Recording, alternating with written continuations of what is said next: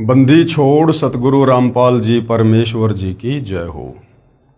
परमपिता परमात्मा सारी सृष्टि के रचनहार कुल मालिक असंख्य ब्रह्मांडों के स्वामी जगत गुरु तीनों लोकों में प्रवेश करके सबका धारण पोषण करने वाले राजाधीराज आत्माधार नाथों के नाथ देवों के देव महादेव सर्वेश्वर महेश्वर मृत्युंजय अजरो अमर आदि अनादि सनातनी प्रभु जगत पिता जगदीश्वर श्री श्री 1008 की उपाधि के वास्तविक अधिकारी अकाल मूर्त शब्द स्वरूपी राम वासुदेव सर्वगतम ब्रह्म परम पूज्य प्रथम पूज्य परम संत परम पुरुष परम धनी परम दयालु सत्य कबीर हक्का कबीर अल्लाहु कबीर अल्लाहु अकबर बाखबर अल्लाह ताला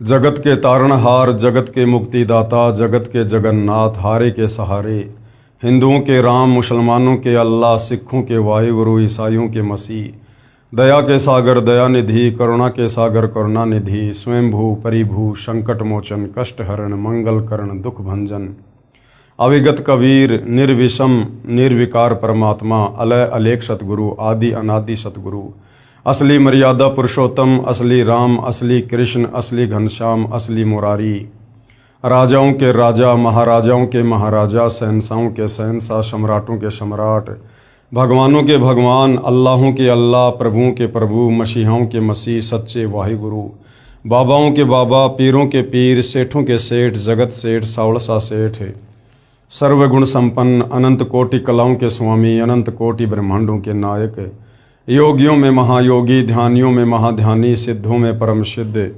ज्ञानियों में तत्वज्ञानी ब्रह्म ज्ञानी महाज्ञानी परम ज्ञानी सर्वश्रेष्ठ ज्ञानी विज्ञानी युवा कबीर समर्थ कबीर असमवात अमित ओजा सच्चे रहनुमा करीम अल्लाह सुभान अल्लाह दुनिया के अंतिम पैगंबर 8 सितंबर 1951 से गांव धनाना जिला सोनीपत हरियाणा भारतवर्ष की पावन भूमि पे प्रकट रियल कल्कि भगवान श्री नारायण साकार हरि श्री बाबा साहेब नूर अनंत परमात्मा सच्चे दरवेश सच्चे बाखबर संत श्रोमणी सतगुरु रामपाल जी परमेश्वर जी के चरण कमल में आप और हम सभी भाई बहनों का अनंत कोटि दंडवत प्रणाम। सत्साई भाई और बहनों, बहुत बड़ी दया बहुत बड़ी मेहर पूज्य गुरुदेव भगवान की परमेश्वर रामपाल जी की, जिनके शुभ आशीर्वाद से विशेष आशीर्वाद से उन्हीं के सत्संगों का संग्रह पवित्र आध्यात्मिक पुस्तक ज्ञान गंगा जिसके ऊपर वीडियो बनाने की श्रृंखला जारी है और इसी श्रृंखला में आज हमारा ये 33वें नंबर का वीडियो है। भाई और बहनों, यदि आपने अभी तक इस पवित्र पुस्तक ज्ञान गंगा के ऊपर बन चुके वीडियो नहीं देखे हैं तो आप जिन्हें भूमिका से लेकर प्रत्येक वीडियो को अवश्य देखना चाहिए, तभी हम अध्यात्म को अच्छे से समझ पाएंगे जान पाएंगे और तत्वदर्शी संत को पहचान कर उनसे सत उपदेश लेकर अपनी आत्मा के कल्याण के मार्ग में आगे को बढ़ पाएंगे। क्योंकि इस पवित्र पुस्तक में सृष्टि रचना को विशेष तौर पर समझाया गया है। जब तक हम सृष्टि रचना को नहीं समझेंगे, सृष्टि रचना पर सर्वधर्म शास्त्रों से प्रमाण देखकर विश्वास नहीं करेंगे, तब तक हम भक्ति मार्ग पर कभी भी दृढ़ होकर आगे नहीं बढ़ सकते। क्योंकि सृष्टि रचना भक्ति मार्ग की चाबी है। साथ ही हमने अध्यात्म के विषय में इस पवित्र पुस्तक से और भी बहुत कुछ जाना है समझा है, क्योंकि ये पवित्र पुस्तक प्रत्येक धर्म के प्रत्येक धर्मशास्त्र के ज्ञान से प्रमाणित है। इस पवित्र पुस्तक में सुई की नोक रखने जितनी कमी निकालने में किसी धर्म का कोई भी धर्म गुरु सक्षम नहीं है। ये बात अलग है कि अपनी नादानी मंदबुद्धिता और तत्वज्ञानहीनता के चलते चाहे कोई पूरी पुस्तक को ही रिजेक्ट क्यों ना कर दे, लेकिन सत्य हमेशा सत्य ही रहेगा। और सत्य यही है कि सतगुरु रामपाल जी के द्वारा जो पवित्र पुस्तक ज्ञान गंगा है जो रची गई है लिखी गई है, इस पवित्र पुस्तक में सत आध्यात्मिक ज्ञान है। इस पुस्तक के अलावा आपको इस पृथ्वी पर कहीं भी शास्त्र अनुकूल साधना का ज्ञान या मार्ग नहीं मिलेगा। तो भाई और बहनों, पवित्र वेदों से पवित्र गीता जी से मुसलमान भाइयों की तौरात जबूर इंजिल कुरान शरीफ कुरान मजीद से सिख भाइयों के गुरु ग्रंथ साहिब से और ईसाइयों की पवित्र बाइबल से सतगुरु रामपाल जी ने सृष्टि रचना को और आध्यात्मिक ज्ञान को प्रमाणित कर दिया है कि परमात्मा कौन है, कैसा है, कहाँ रहता है, कैसे दिखता है और वो परमात्मा कैसे मिलता है। उसके बाद भाई और बहनों, परमात्मा चाहने वाली आत्मा के हृदय में किसी प्रकार का कोई भी संशय भक्ति मार्ग को लेकर नहीं रह जाएगा यदि निष्पक्ष होकर धैर्य के साथ इस पवित्र पुस्तक ज्ञान गंगा को पढ़ लिया जाए या इस पर बन चुके तमाम वीडियो देख लिए जाएं। तो आज का हमारा जो टॉपिक है वो इन पुराणों को लेकर है कि इन पुराणों में वेदों के अनुसार, गीता जी के अनुसार क्या ज्ञान है और वो ज्ञान भक्ति मार्ग में हमारे कितना काम का है, उसके ऊपर आज हमारा विषय चल रहा है। तो पवित्र पुस्तक ज्ञान गंगा आप जियों के सामने है और आज हमारा जो टॉपिक है पवित्र पुस्तक ज्ञान गंगा के पेज नंबर 260 को लेकर है, पवित्र पुस्तक ज्ञान गंगा। और आज का जो विषय है वो है श्री ब्रह्मा जी तथा श्री विष्णु जी का युद्ध, जिनको हम परम शक्ति मानकर पूज रहे थे तत्व ज्ञान के अभाव में। श्री ब्रह्मा, श्री विष्णु, श्री शंकर जी को, इनसे ऊपर हम किसी को ना मानते थे ना हम जानते थे। जैसा हमारे नादान तत्व ज्ञानहीन धर्म गुरुओं ने हमें अध्यात्म का पाठ पढ़ाया था आधा अधूरा, उस आधार से हमने इन तीनों देवताओं को अजरो, अविनाशी, मृत्युंजय, कालंजय, सर्वेश्वर सब कुछ मान रखा था। अब इन्हीं पवित्र पुराणों से और इन्हीं तीनों देवताओं की जन्म हिस्ट्री से हमें पता चला कि ये तो नाशवान है, इन तीनों देवताओं का जन्म और मृत्यु होता है, ये अजरो अविनाशी नहीं है, ये नित्य नहीं है, ये सारी सृष्टि के पालन पोषण करता, उत्पत्ति करता नहीं है। इनके ऊपर तो इनकी माता दुर्गा है, दुर्गा से ऊपर ब्रह्मा विष्णु महेश का पिता काल ब्रह्म है। और वास्तव में जिस परमेश्वर को मारने में कोई भी सक्षम नहीं है, जिसको पुरुषोत्तम की संज्ञा दी जाती है, वो तो कबीर देव है, कबीर परमेश्वर है, परम अक्षर ब्रह्म है। इसीलिए भाई और बहनों, गीता जी अध्याय 7 श्लोक नंबर 12 से 15 में गीता ज्ञानदाता काल ब्रह्म ये स्वयं इन तीनों देवताओं रजगुण ब्रह्मा, सतगुण विष्णु, तमगुण शंकर की भक्ति पूजा करने के लिए मना करता है, क्योंकि ये वास्तव में पूजा के योग्य नहीं है। टॉपिक से आपको लग रहा होगा कि श्री ब्रह्मा जी और श्री विष्णु जी में युद्ध, अगर भगवान ही आपस में लड़ेंगे, झगड़ेंगे, मरेंगे, कटेंगे तो उनके उपासकों की क्या हालत होगी। अगर ये भगवान खुद लड़ाई झगड़ा कर रहे हैं आपस में, तो सोचिए भाई और बहनों, इनकी पूजा करके हमें कैसे मुक्ति मिलेगी, हमारी आत्मा का कल्याण कैसे संभव है। तो जानते हैं श्री ब्रह्मा जी तथा श्री विष्णु जी का युद्ध किस बात को लेकर हुआ। श्री शिव पुराण विद्वेश्वर संहिता अध्याय 6, अनुवादक हैं दीनदयाल शर्मा, प्रकाशक हैं रामायण प्रेस मुंबई और पेज नंबर 67, तथा संपादक हैं पंडित राम लगन पांडे विशारद, और इसके प्रकाशक हैं सावित्री ठाकुर, और इसका जो प्रकाशन है वो है रथ यात्रा वाराणसी ब्रांच, नाटी इमली वाराणसी के विद्वेश्वर संहिता अध्याय 6 पेज नंबर 54, तथा टीकाकार डॉक्टर ब्रह्मानंद त्रिपाठी, साहित्य आयुर्वेद ज्योतिषाचार्य MA PhD DSCA, और प्रकाशक है चौखंबा संस्कृत प्रतिष्ठान 38 UA Jawahar Nagar bungalow road Delhi, Sanskrit सहित शिव पुराण के विद्वेश्वर संहिता अध्याय 6 पेज नंबर 45 पर।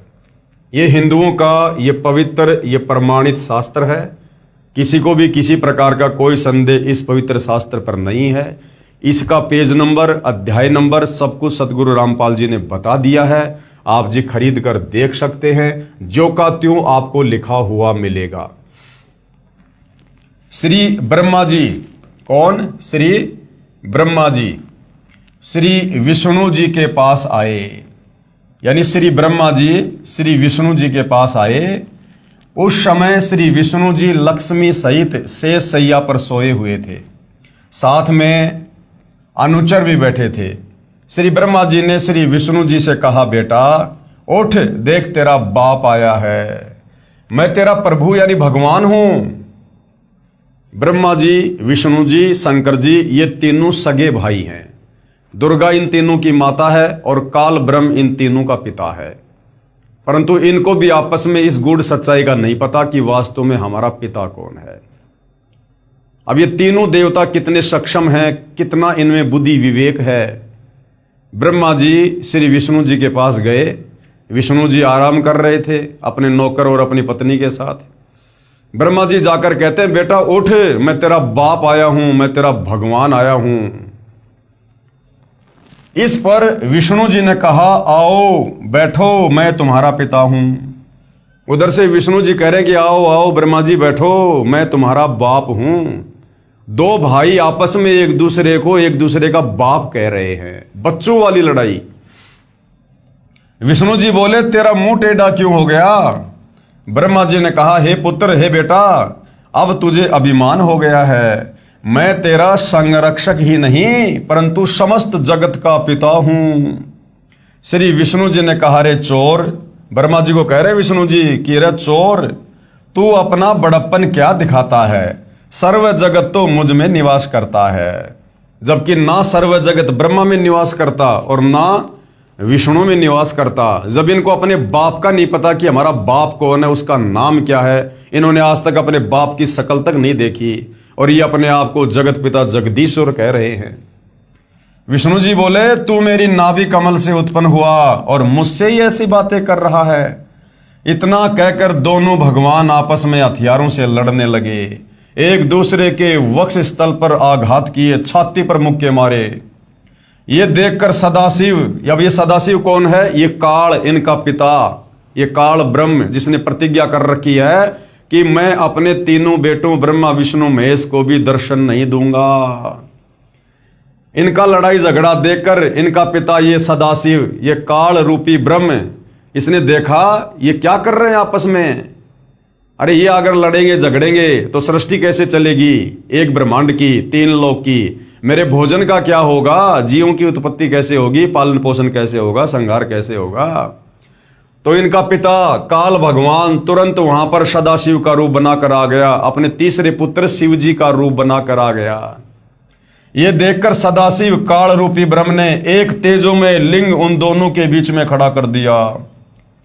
ब्रह्मा विष्णु लड़ रहे हैं और इनके पिता सदाशिव ने, काल रूपी ब्रह्म ने, एक तेजो में पिल्लर खंबा उन दोनों के बीच में खड़ा कर दिया उनका युद्ध रुकवाने के लिए। तब उनका युद्ध समाप्त हुआ। यह उपरोक्त विवरण गीता प्रेस गोरखपुर वाली शिव पुराण से निकाल रखा है, परंतु मूल संस्कृत सहित जो ऊपर लिखी है तथा अन्य दो संपादकों तथा प्रकाशकों वाली शिव पुराण में सही है। विचार करें, श्री शिव पुराण, श्री विष्णु पुराण तथा श्री ब्रह्मा पुराण तथा श्री देवी महापुराण में तीनों प्रभु, ये ब्रह्मा विष्णु महेश तथा सदाशिव काल रूपी ब्रह्म तथा देवी, जिसको शिवा या फिर प्रकृति भी कहते हैं दुर्गा को, की जीवन लीलाएं हैं। इन्हीं के आधार से सभी ऋषिजन व गुरुजन ज्ञान सुनाया करते थे। यदि कोई पवित्र पुराणों से भिन्न ज्ञान कहता है वह पाठ्यक्रम के विरुद्ध ज्ञान होने से व्यर्थ है। उपरोक्त युद्ध का विवरण पवित्र शिव पुराण से है, जिसमें दोनों प्रभु, कौन? श्री ब्रह्मा श्री विष्णु 5 वर्ष के बच्चों की तरह झगड़ा कर रहे हैं। वे कहा करते हैं कि तू मेरा बेटा, दूसरा कहा करता है तू मेरा बेटा, मैं तेरा बाप। जैसे दो छोटे छोटे बच्चे आपस में लड़ते हैं ना कि मैं तेरा बाप, मैं तेरा बाप। उसी हिसाब से ये हमारे भगवान, जिनको हम अजरो अमर अविनाशी जगत पिता जगदीश्वर सत्यनारायण मानकर पूजा करते थे, तत्व ज्ञान के अभाव में ये बच्चों की तरह लड़ाई कर रहे थे। दोनों आपस में सगे भाई होने के बावजूद भी एक दूसरे को मैं तेरा बाप, मैं तेरा बाप, तू मेरा बेटा, तू मेरा बेटा। तो गुरुदेव कहते हैं जिस प्रकार 2-5 वर्ष के बच्चे आपस में कभी किसी बात को लेकर झगड़ा करते हैं ना, और वे कहा करते हैं कि तू मेरा बेटा, दूसरा कहा करता है तू मेरा बेटा, मैं तेरा बाप, फिर एक दूसरे का गिरेबान पकड़कर मुक्कों व लातों से झगड़ा करते हैं। यही चरित्र इन त्रिलोकनाथों का है। यही चरित्र ये त्रिलोकनाथ ब्रह्मा विष्णु महेश इनका है। इसीलिए ये काल ब्रह्म अपने तीनों पुत्रों की गीता अध्याय 7 श्लोक नंबर 12 से 15 में पूजा करने के लिए मना कर रहा है कि ये पूजा के लायक नहीं है। जिनकी बुद्धि इस त्रिगुणी माया तक ही सीमित रह गई। त्रिगुणी माया मतलब तीनों देवता एक एक गुण से युक्त हैं, रजगुण ब्रह्मा, सतगुण विष्णु, तमगुण शंकर। तो काल कह रहा है कि जिनकी बुद्धि इस त्रिगुणी माया तक ही सीमित होकर रह गई है, इससे ऊपर ये किसी को पूजना ही नहीं चाहते। कहते हैं वो तो कौन है, राक्षस स्वभाव को धारण किए हुए मनुष्यों में नीच दूषित कर्म करने वाले मूर्ख मुझ काल ब्रह्म की ओम नाम की साधना भी वेदों अनुसार नहीं करते, और इन नाशवान भगवानों की ब्रह्मा विष्णु महेश की पूजा तक लगे हुए हैं। उपरोक्त तीनों पुराणों श्री ब्रह्मा पुराण, श्री विष्णु पुराण तथा श्री शिव पुराण का प्रारंभ तो काल रूपी ब्रह्म अर्थात ज्योति निरंजन से ही होता है। इन तीनों पुराणों की शुरुआत इस ज्योति निरंजन काल ब्रह्म से होती है, जो ब्रह्मलोक में महाब्रह्मा, महाविष्णु तथा महाशिव रूप धारण करके रहता है तथा अपनी लीला भी उपरोक्त रूप में करता है। अपने वास्तविक काल रूप को छुपा कर रखता है, क्योंकि इसने सौगंध खा रखी है, इसको श्राप लगा हुआ है कबीर परमात्मा की तरफ से। ये जब आप सृष्टि रचना को पढ़ोगे, समझोगे, तब पता चलेगा, तब ये ग्रंथ समझ में आएंगे कि ये काल अपने तीनों बेटे ब्रह्मा विष्णु महेश को दर्शन क्यों नहीं देता, इसका नाम काल क्यों पड़ा, ये अपने वास्तविक रूप में दर्शन क्यों नहीं देता किसी को। क्योंकि कबीर परमेश्वर ने इसने जो गलती सतलोक में की थी, उसकी एवज में इसे प्रतिदिन 1 लाख मानव शरीरधारी आत्माओं के सूक्ष्म शरीर से निकली वासना, गंध, मैल उसे तपतशिला पर भून भून कर खाने का श्राप लगा हुआ है। अगर ये अपने ओरिजिनल काल रूप में दर्शन दे दे ब्रह्मा विष्णु महेश को, तो ब्रह्मा विष्णु महेश को हकीकत का पता चल जाएगा, और ये कभी भी अपने पिता के लिए इस प्रकार का दुष्कर्म नहीं करेंगे, जीवों की उत्पत्ति, पालन पोषण और संहार। अपने वास्तविक काल रूप को छुपा कर रखता है तथा बाद में विवरण रजगुण ब्रह्मा जी, सतगुण विष्णु जी तथा तमगुण शिव जी की लीलाओं का है। उपरोक्त ज्ञान के आधार से पवित्र पुराणों को समझना अति आसान हो जाएगा। अब श्री विष्णु पुराण के विषय में संक्षेप में पूज्य गुरुदेव भगवान हमें बता रहे हैं। श्री विष्णु पुराण कहां से प्रकाशित है? इसके अनुवादक है श्री मुनीलाल गुप्त, प्रकाशक है गोविंद भवन कार्यालय, गीता प्रेस गोरखपुर। श्री विष्णु पुराण का ज्ञान श्री पाराशर ऋषि ने अपने शिष्य श्री मैत्रेय ऋषि जी को कहा है। श्री पाराशर ऋषि जी ने शादी होते ही गृह त्याग कर वन में साधना करने का दृढ़ संकल्प किया। ये पाराशर ऋषि कौन है? ये वेद व्यास जी के पिता हैं। जिस वेद व्यास जी ने चारों वेद, गीता जी, श्रीमद् भागवत सुधा सागर, 18 पुराण इनका लेखन कार्य किया, उस वेद व्यास का महर्षि पाराशर ऋषि जो है वो पिता है। श्री पाराशर ऋषि जी ने शादी होते ही घर त्याग कर वन में साधना करने का दृढ़ संकल्प किया। उसकी धर्म पत्नी ने कहा, अभी तो शादी हुई है, अभी आप घर त्याग कर जा रहे हो, संतान उत्पत्ति करके फिर साधना के लिए जाना। तब श्री पाराशर ऋषि ने कहा कि साधना करने के पश्चात संतान उत्पन्न करने से नेक संस्कार की संतान उत्पन्न होगी। मैं कुछ समय उपरांत आपके लिए अपनी शक्ति यानी वीर्य किसी पक्षी के द्वारा भेज दूंगा। अब देखना भाई और बहनों, ये पवित्र पुराण हमें क्या निष्कर्ष देंगे, जिनको हम बड़े बड़े ऋषि महात्मा संत मुनि जानकर फिदा हो जाया करते थे कि बस इन्होंने तो भगवान पा लिया। इनका अपने ऊपर भी कंट्रोल नहीं था, अपने तीनों गुणों पर इन ऋषियों का कंट्रोल नहीं था। अब वेद व्यास का पिता पाराशर ऋषि श्री विष्णु पुराण का लेखक, विष्णु पुराण का ज्ञान बोलने वाला, आप देखिए किस प्रकार से काल इसको ठगेगा। अपनी ही बेटी के साथ में ये पाराशर ऋषि दुष्कर्म करेगा, शारीरिक संबंध बनाएगा, और उसी से वेद व्यास ऋषि की फिर उत्पत्ति होगी। देखिएगा, मैं कुछ समय उपरांत आपके लिए अपनी शक्ति किसी पक्षी के द्वारा भेज दूंगा, आप उसे ग्रहण कर लेना। यह कहकर घर त्याग कर वानप्रस्थ हो गया। 1 वर्ष साधना के उपरांत अपना वीर्य निकालकर एक वृक्ष के पत्तर में बंद करके अपनी मंत्र शक्ति से शुक्राणु रक्षा करके और एक कौवे से कहा कि ये पत्थर मेरी पत्नी को देकर आओ।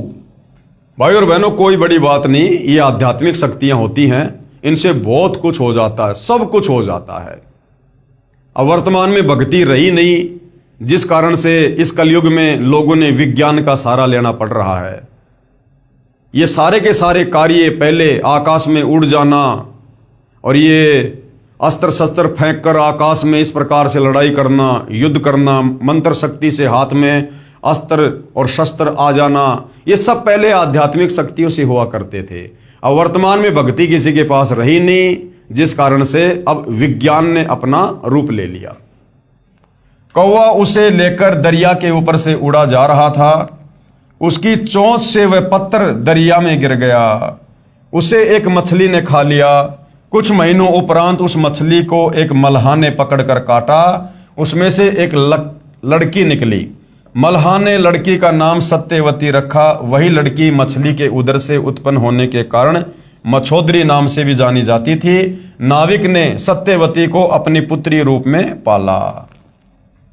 अब बहुत सारे भाई बहन जो आध्यात्मिक शक्ति से अपरिचित हैं, धर्मशास्त्रों से अपरिचित हैं, नास्तिकता की ओर जा रहे हैं, विज्ञान को अपना सब कुछ मान रहे हैं, वो इस प्रकार की बातें सुनेंगे तो हंसेंगे कि मछली के पेट से और लड़की कैसे उत्पन्न हो सकती है, ये तो विज्ञान के अनुसार हो ही नहीं सकता।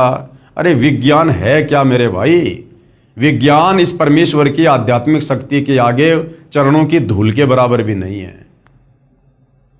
इस आध्यात्मिक शक्ति से कुछ भी हो सकता है। बिना मछली के भी बच्चा उत्पन्न हो सकता है।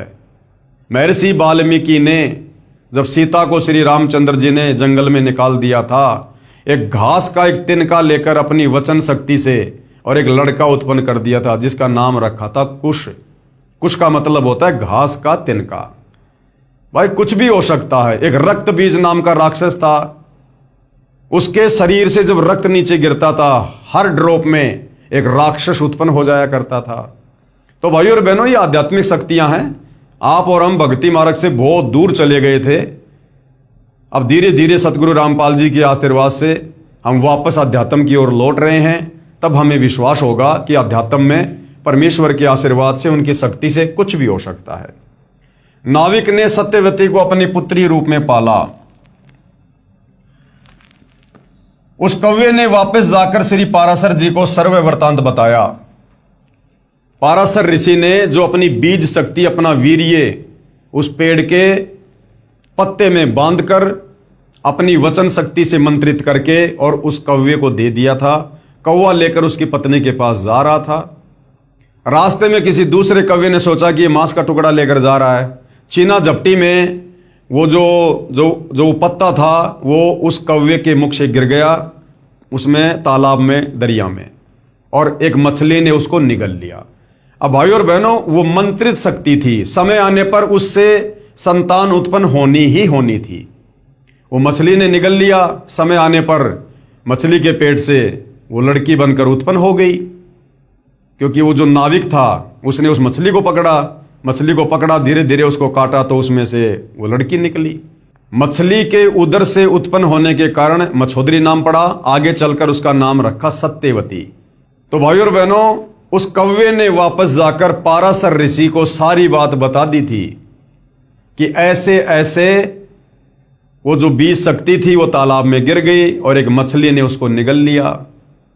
अब देखना भाइयों और बहनों, पता होने के बावजूद भी अब वो पाराशर ऋषि, जिसको हम बहुत बड़ा संत कहते हैं, संत समझ जा करते थे, और जंगल में चला गया था शादी होते साधना करने के लिए।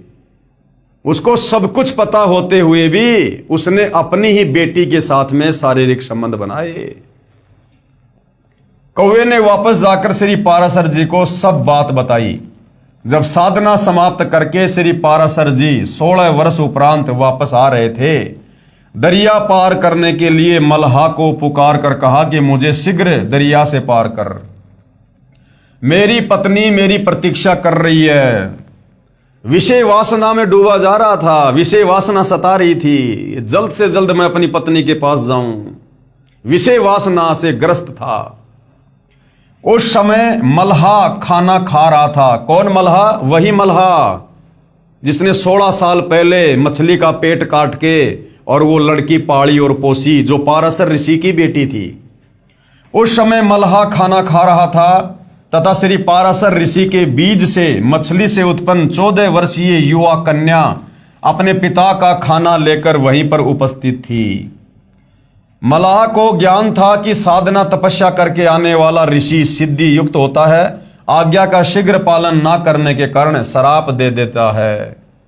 मलाह ने कहा, ऋषिवर मैं खाना खा रहा हूं, अधूरा खाना छोड़ना अन्नदेव का अपमान होता है, मुझे पाप लगेगा। परंतु श्री पाराशर जी ने एक नहीं सुनी। ऋषि को अति शीघ्र उतावला जानकर मल्लाह ने अपनी युवा पुत्री से ऋषि जी को पार छोड़ने को कहा। अब ये काई के संत भाई और बहनों, काई के ऋषि है, इनके अंदर जरा सा भी धैर्य नहीं, जरा सा भी धैर्य है। वो कह रहा कि ऋषि जी मैं भोजन कर रहा हूं, 5-10 मिनट लगेंगे, बीच में उठूंगा, अन्नदेव का अपमान होगा। नहीं नहीं नहीं नहीं, मेरी पत्नी मेरा इंतजार कर रही है, मुझे इसी समय छोड़ के आओ। तो मल्लाह ने क्या किया, वो जो लड़की थी जो मछली के पेट से बाहर आई थी, मछोदरी, वो उस समय उसका खाना लेके आई हुई थी। तो ऋषि को दरिया से पार करने के लिए मल्लाह ने कहा कि बेटी मैं खाना खा रहा हूं, तब तक तू ऋषि जी को और दरिया पार करवा के आ जा। अब वो ऋषि पाराशर की ही बेटी और अपने पिता को नाव में बैठाकर दरिया से पार करवाने जा रही है। पिताजी का आदेश प्राप्त कर पुत्री नौका में ऋषि पाराशर जी को लेकर चल पड़ी। अब दरिया के बीच में जाने के बाद ऋषि पाराशर जी ने अपने ही बीज शक्ति से मछली से उत्पन्न लड़की अर्थात अपनी ही पुत्री से दुष्कर्म करने की इच्छा व्यक्त की। लड़की भी अपने पालक पिता मल्लाह से ऋषियों के क्रोध से दिए श्राप से हुए दुखी व्यक्तियों की कथाएं सुना करती थी। श्राप के डर से कांपती हुई कन्या ने कहा, ऋषि जी आप ब्राह्मण हो, मैं एक शूद्र की पुत्री हूं। यानी अपनी जान बचाने के लिए, बेचारी अपनी इज्जत बचाने के लिए इस प्रकार की बात वो कहने लगी। ऋषि पाराशर जी ने कहा, कोई चिंता नहीं। कहा कि कोई बात नहीं, वैसे तो ये बड़ी छुआछात किया करते थे, और जब बात आ गई विषय वासनाओं को लेकर तो कह रहा कि कोई बात नहीं, हम नहीं मानते छुआछात, कोई कोई कोई शूद्रवादर नहीं होता है। ऋषि पाराशर जी ने कहा कि कोई चिंता नहीं। लड़की ने अपनी इज्जत रक्षा के लिए फिर बहाना किया कि हे ऋषिवर, मेरे शरीर से मछली की दुर्गंध निकल रही है। ऋषि पाराशर जी ने अपनी सिद्धि शक्ति से दुर्गंध समाप्त कर दी। जो डले ढोके आया था, तपस्या करके आया था, वो बर्बाद करनी शुरू कर दी। फिर लड़के ने कहा, दोनों के नौरों पर व्यक्ति देख रहे हैं। ऋषि पाराशर जी ने गंगा दरिया का जल हाथ में उठाकर आकाश में फेंका तथा अपनी सिद्धि शक्ति से धुंध उत्पन्न कर दी। यानी वो कुकर्म उसने पाराशर ने करना ही करना था, जिनको हम ऋषि समझा करते थे भाई और बहनों। रे से ऋषि पढ़ा करते थे, एक साधु का चित्र आया करता था। ये थे इनके कर्म, ये था इनका ज्ञान। इसलिए गीता अध्याय 4 श्लोक नंबर 34 में यह काल कह रहा है कि जब तक वो तत्वदर्शी संत नहीं मिलेगा, तुम्हारी नैया कभी भवसागर से पार नहीं होगी। तुम कभी भी तीनों गुणों से ऊपर होकर भक्ति नहीं कर सकते। जब तक तीनों गुणों के अंडर में रहेंगे, ब्रह्मा विष्णु महेश के रजोगुण सतोगुण तमोगुण के अंडर में, हम कभी भी भक्ति नहीं कर सकते, मुक्ति प्राप्त नहीं कर सकते।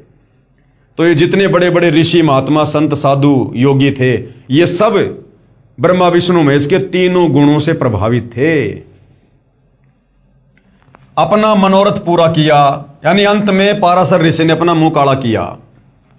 लड़की ने अपने पालक पिता को अपनी पालक माता के माध्यम से सर्व घटना से अवगत करा दिया तथा बताया कि ऋषि ने अपना नाम पाराशर बताया तथा ऋषि वशिष्ठ जी का पोता बताया था।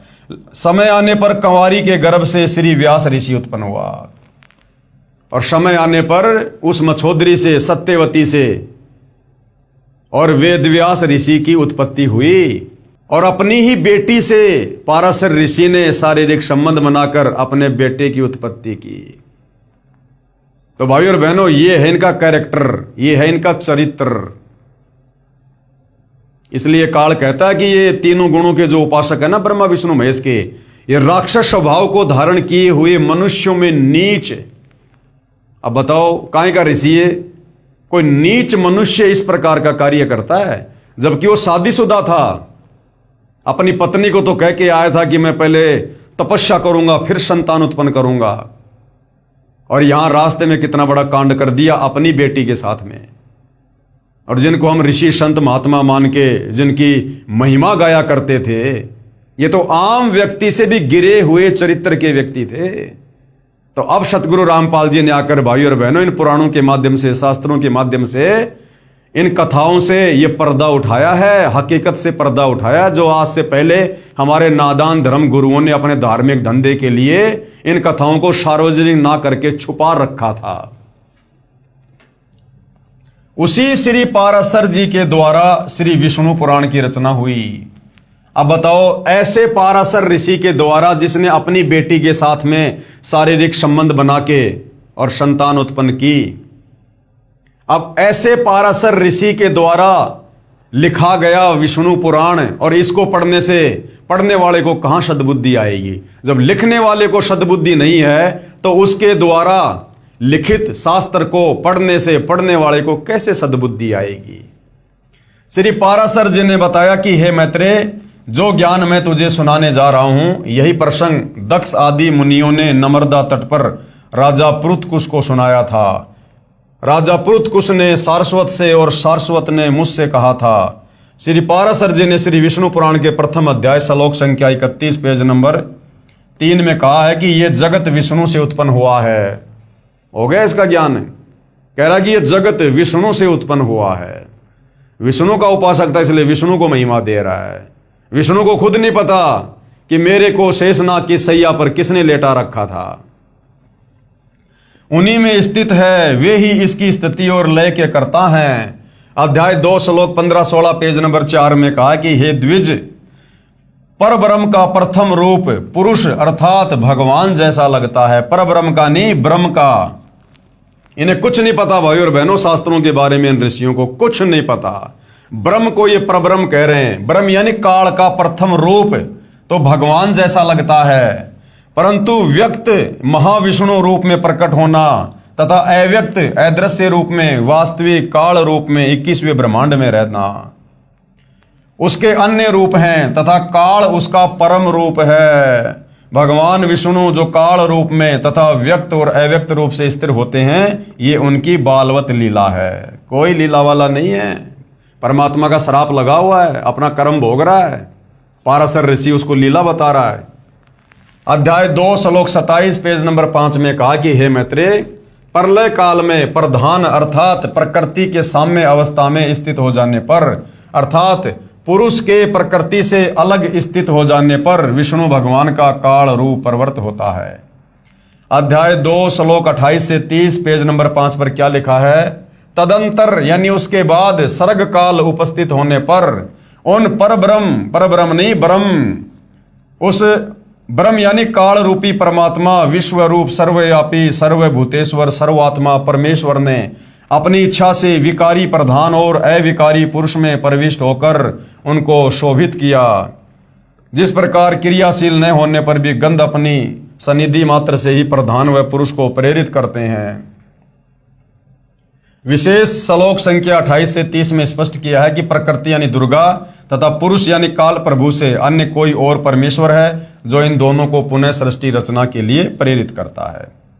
अध्याय 2 पेज नंबर 8 पर श्लोक 66 में लिखा है, वही प्रभु विष्णु सृष्टा ब्रह्मा होकर अपनी ही सृष्टि करते हैं। श्लोक संख्या 17 में लिखा है, भगवान विष्णु ही ब्रह्मा आदि अवस्थाओं द्वारा रचने वाले हैं। वे ही रचे जाते हैं और स्वयं भी संगत अर्थात मरते हैं। अध्याय 4 श्लोक 4 पेज 11 पर लिखा है कि कोई अन्य परमेश्वर है जो ब्रह्मा शिव आदि ईश्वरों के भी ईश्वर हैं। अध्याय 4 श्लोक 14, 15, 27, 22 पेज नंबर 11, 12 पर लिखा है, पृथ्वी बोली हे काल स्वरूप आपको नमस्कार हो हे प्रभु, आप ही जगत की सृष्टि आदि के लिए ब्रह्मा विष्णु और रुद्र रूप धारण करने वाले हैं। आपका जो रूप अवतार रूप में प्रकट होता है उसी की देवगण पूजा करते हैं। आप ही ओंकार हैं। अध्याय 4 श्लोक 50 पेज नंबर 14 पर लिखा है, फिर उन भगवान हरि ने रजोगुण युक्त होकर चतुर्मुखधारी ब्रह्मा रूप धारण कर सृष्टि की रचना की। उपरोक्त विवरण से सिद्ध हुआ कि ऋषि पाराशर जी ने सुना सुनाया ज्ञान अर्थात लोक वेद के आधार पर श्री विष्णु पुराण की रचना की है, क्योंकि वास्तविक ज्ञान पूर्ण परमात्मा ने प्रथम सतयुग में स्वयं प्रकट होकर श्री ब्रह्मा जी को दिया था। श्री ब्रह्मा जी ने कुछ ज्ञान तथा कुछ स्वयं निर्मित काल्पनिक ज्ञान अपने वंशजों को बताया। एक दूसरे से सुनते सुनाते ही लोकवेद श्री पाराशर जी को प्राप्त हुआ। श्री पाराशर जी ने विष्णु को काल भी कहा है तथा परब्रह्म भी कहा है। उपरोक्त विवरण से यह भी सिद्ध हुआ कि विष्णु अर्थात ब्रह्म स्वरूप काल अपनी उत्पत्ति ब्रह्मा विष्णु तथा शिव रूप से करके सृष्टि उत्पन्न करते हैं।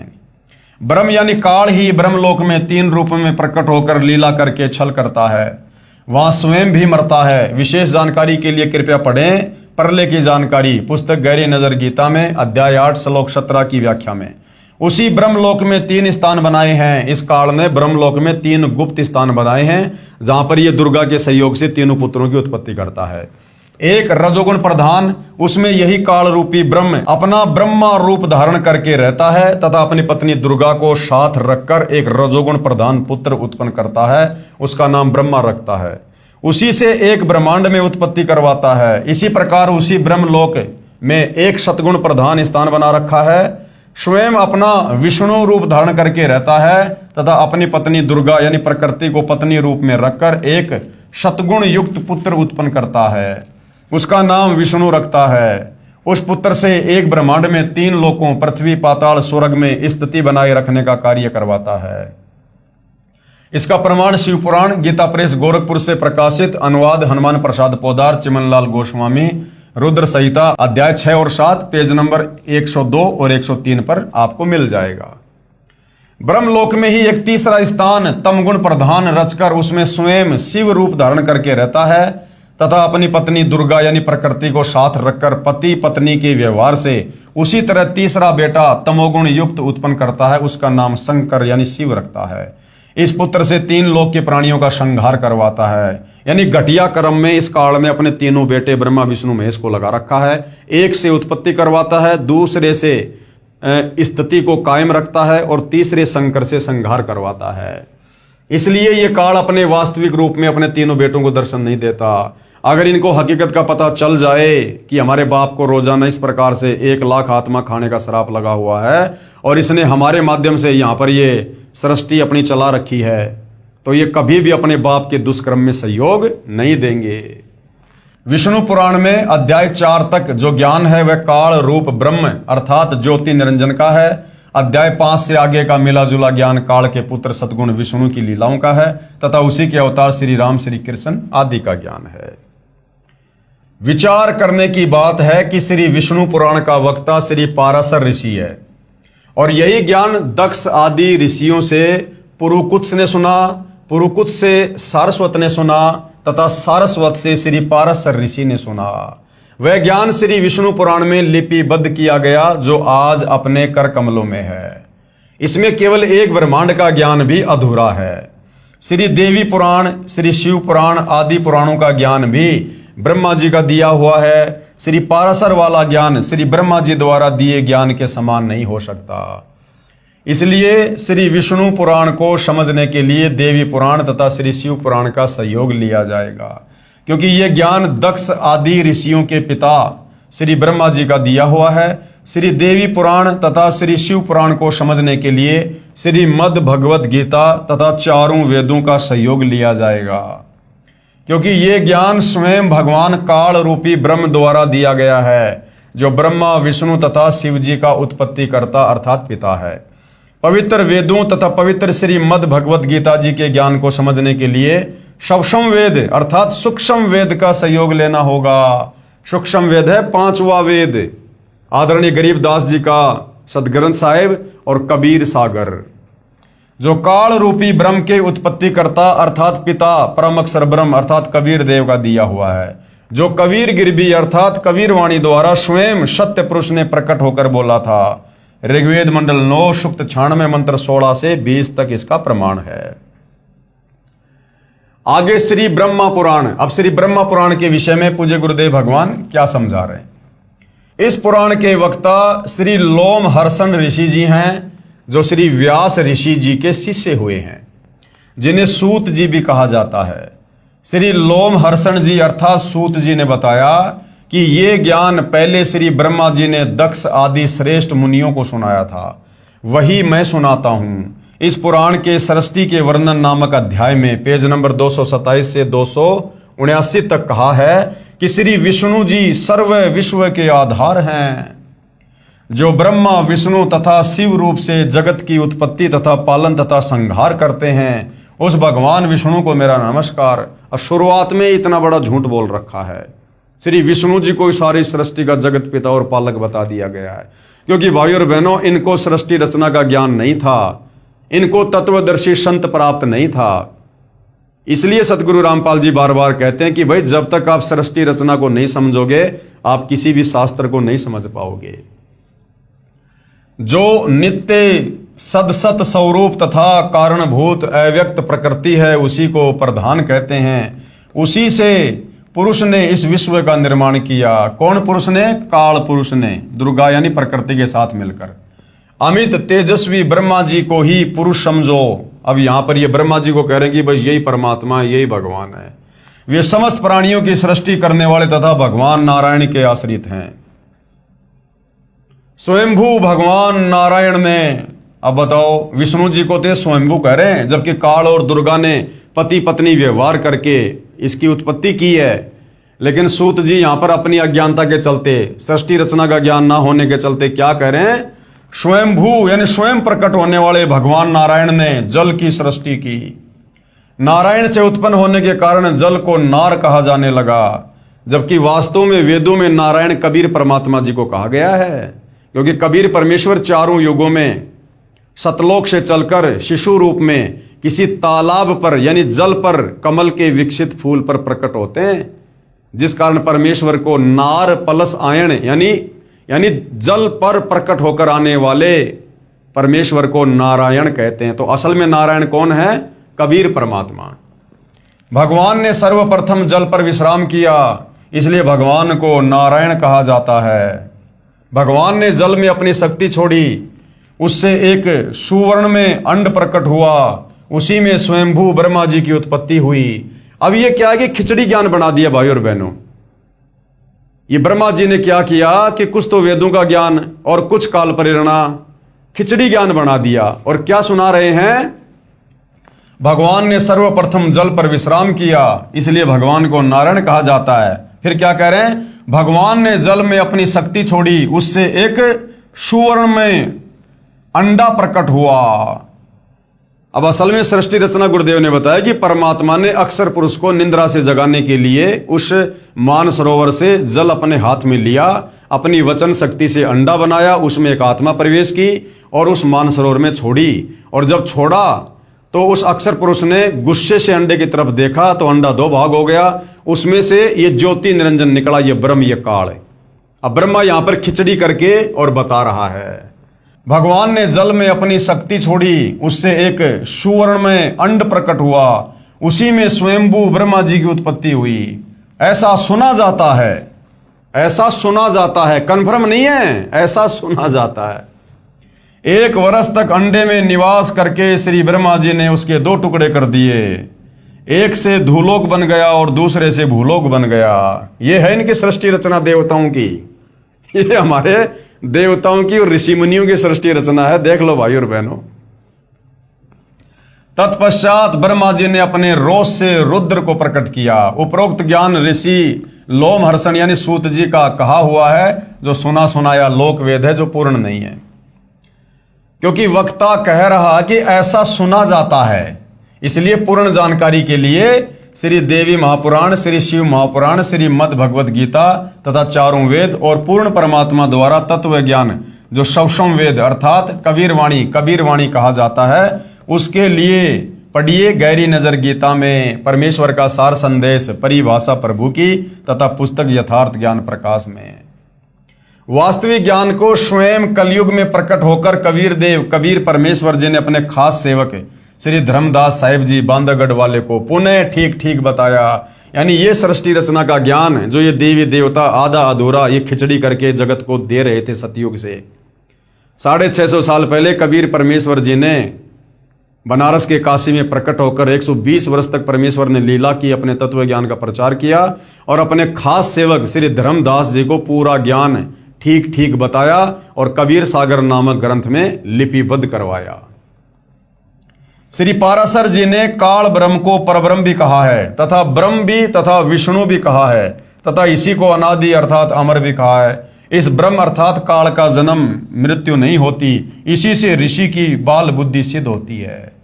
यानी पाराशर ऋषि को कुछ ज्ञान नहीं है, ना ब्रह्म के बारे में, ना परब्रह्म के बारे में, ना पूर्ण ब्रह्म के बारे में, ना सृष्टि रचना के बारे में।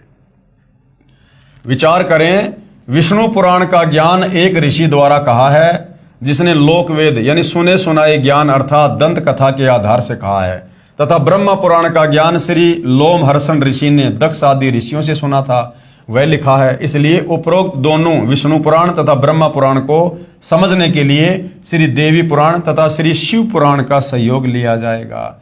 यानी भाइयों और बहनों, यह आध्यात्मिक ज्ञान किस कदर उलझा हुआ है। मालिक की वाणी है ना, 9 मन सूत उलझिया ऋषि रहे झकमार। ये ऋषि झक मार मार के रह गए, ये सृष्टि रचना भी नहीं समझ पाए, ये ब्रह्मा विष्णु महेश की उत्पत्ति को भी ढंग से नहीं बता पाए आप और हमें, जो अपने आप को प्रकांड ज्ञाता और ये तपस्वीर पता नहीं क्या क्या कहा करते थे। हम इनकी महिमा गाया करते थे बहुत बड़े ऋषि मानकर। इन्हें तो सृष्टि रचना का भी ज्ञान नहीं, ब्रह्मा विष्णु महेश के बारे में भी इनको ज्ञान नहीं। तो कितना उलझा हुआ ज्ञान था भाइयों और बहनों। ये परमेश्वर के बिना कोई सुलझा नहीं सकता। 9 मन सूत उलझिया ऋषि रहे जकमार, और सतगुरु ऐसा सुलझा दे फिर उलझे न दूजी बार।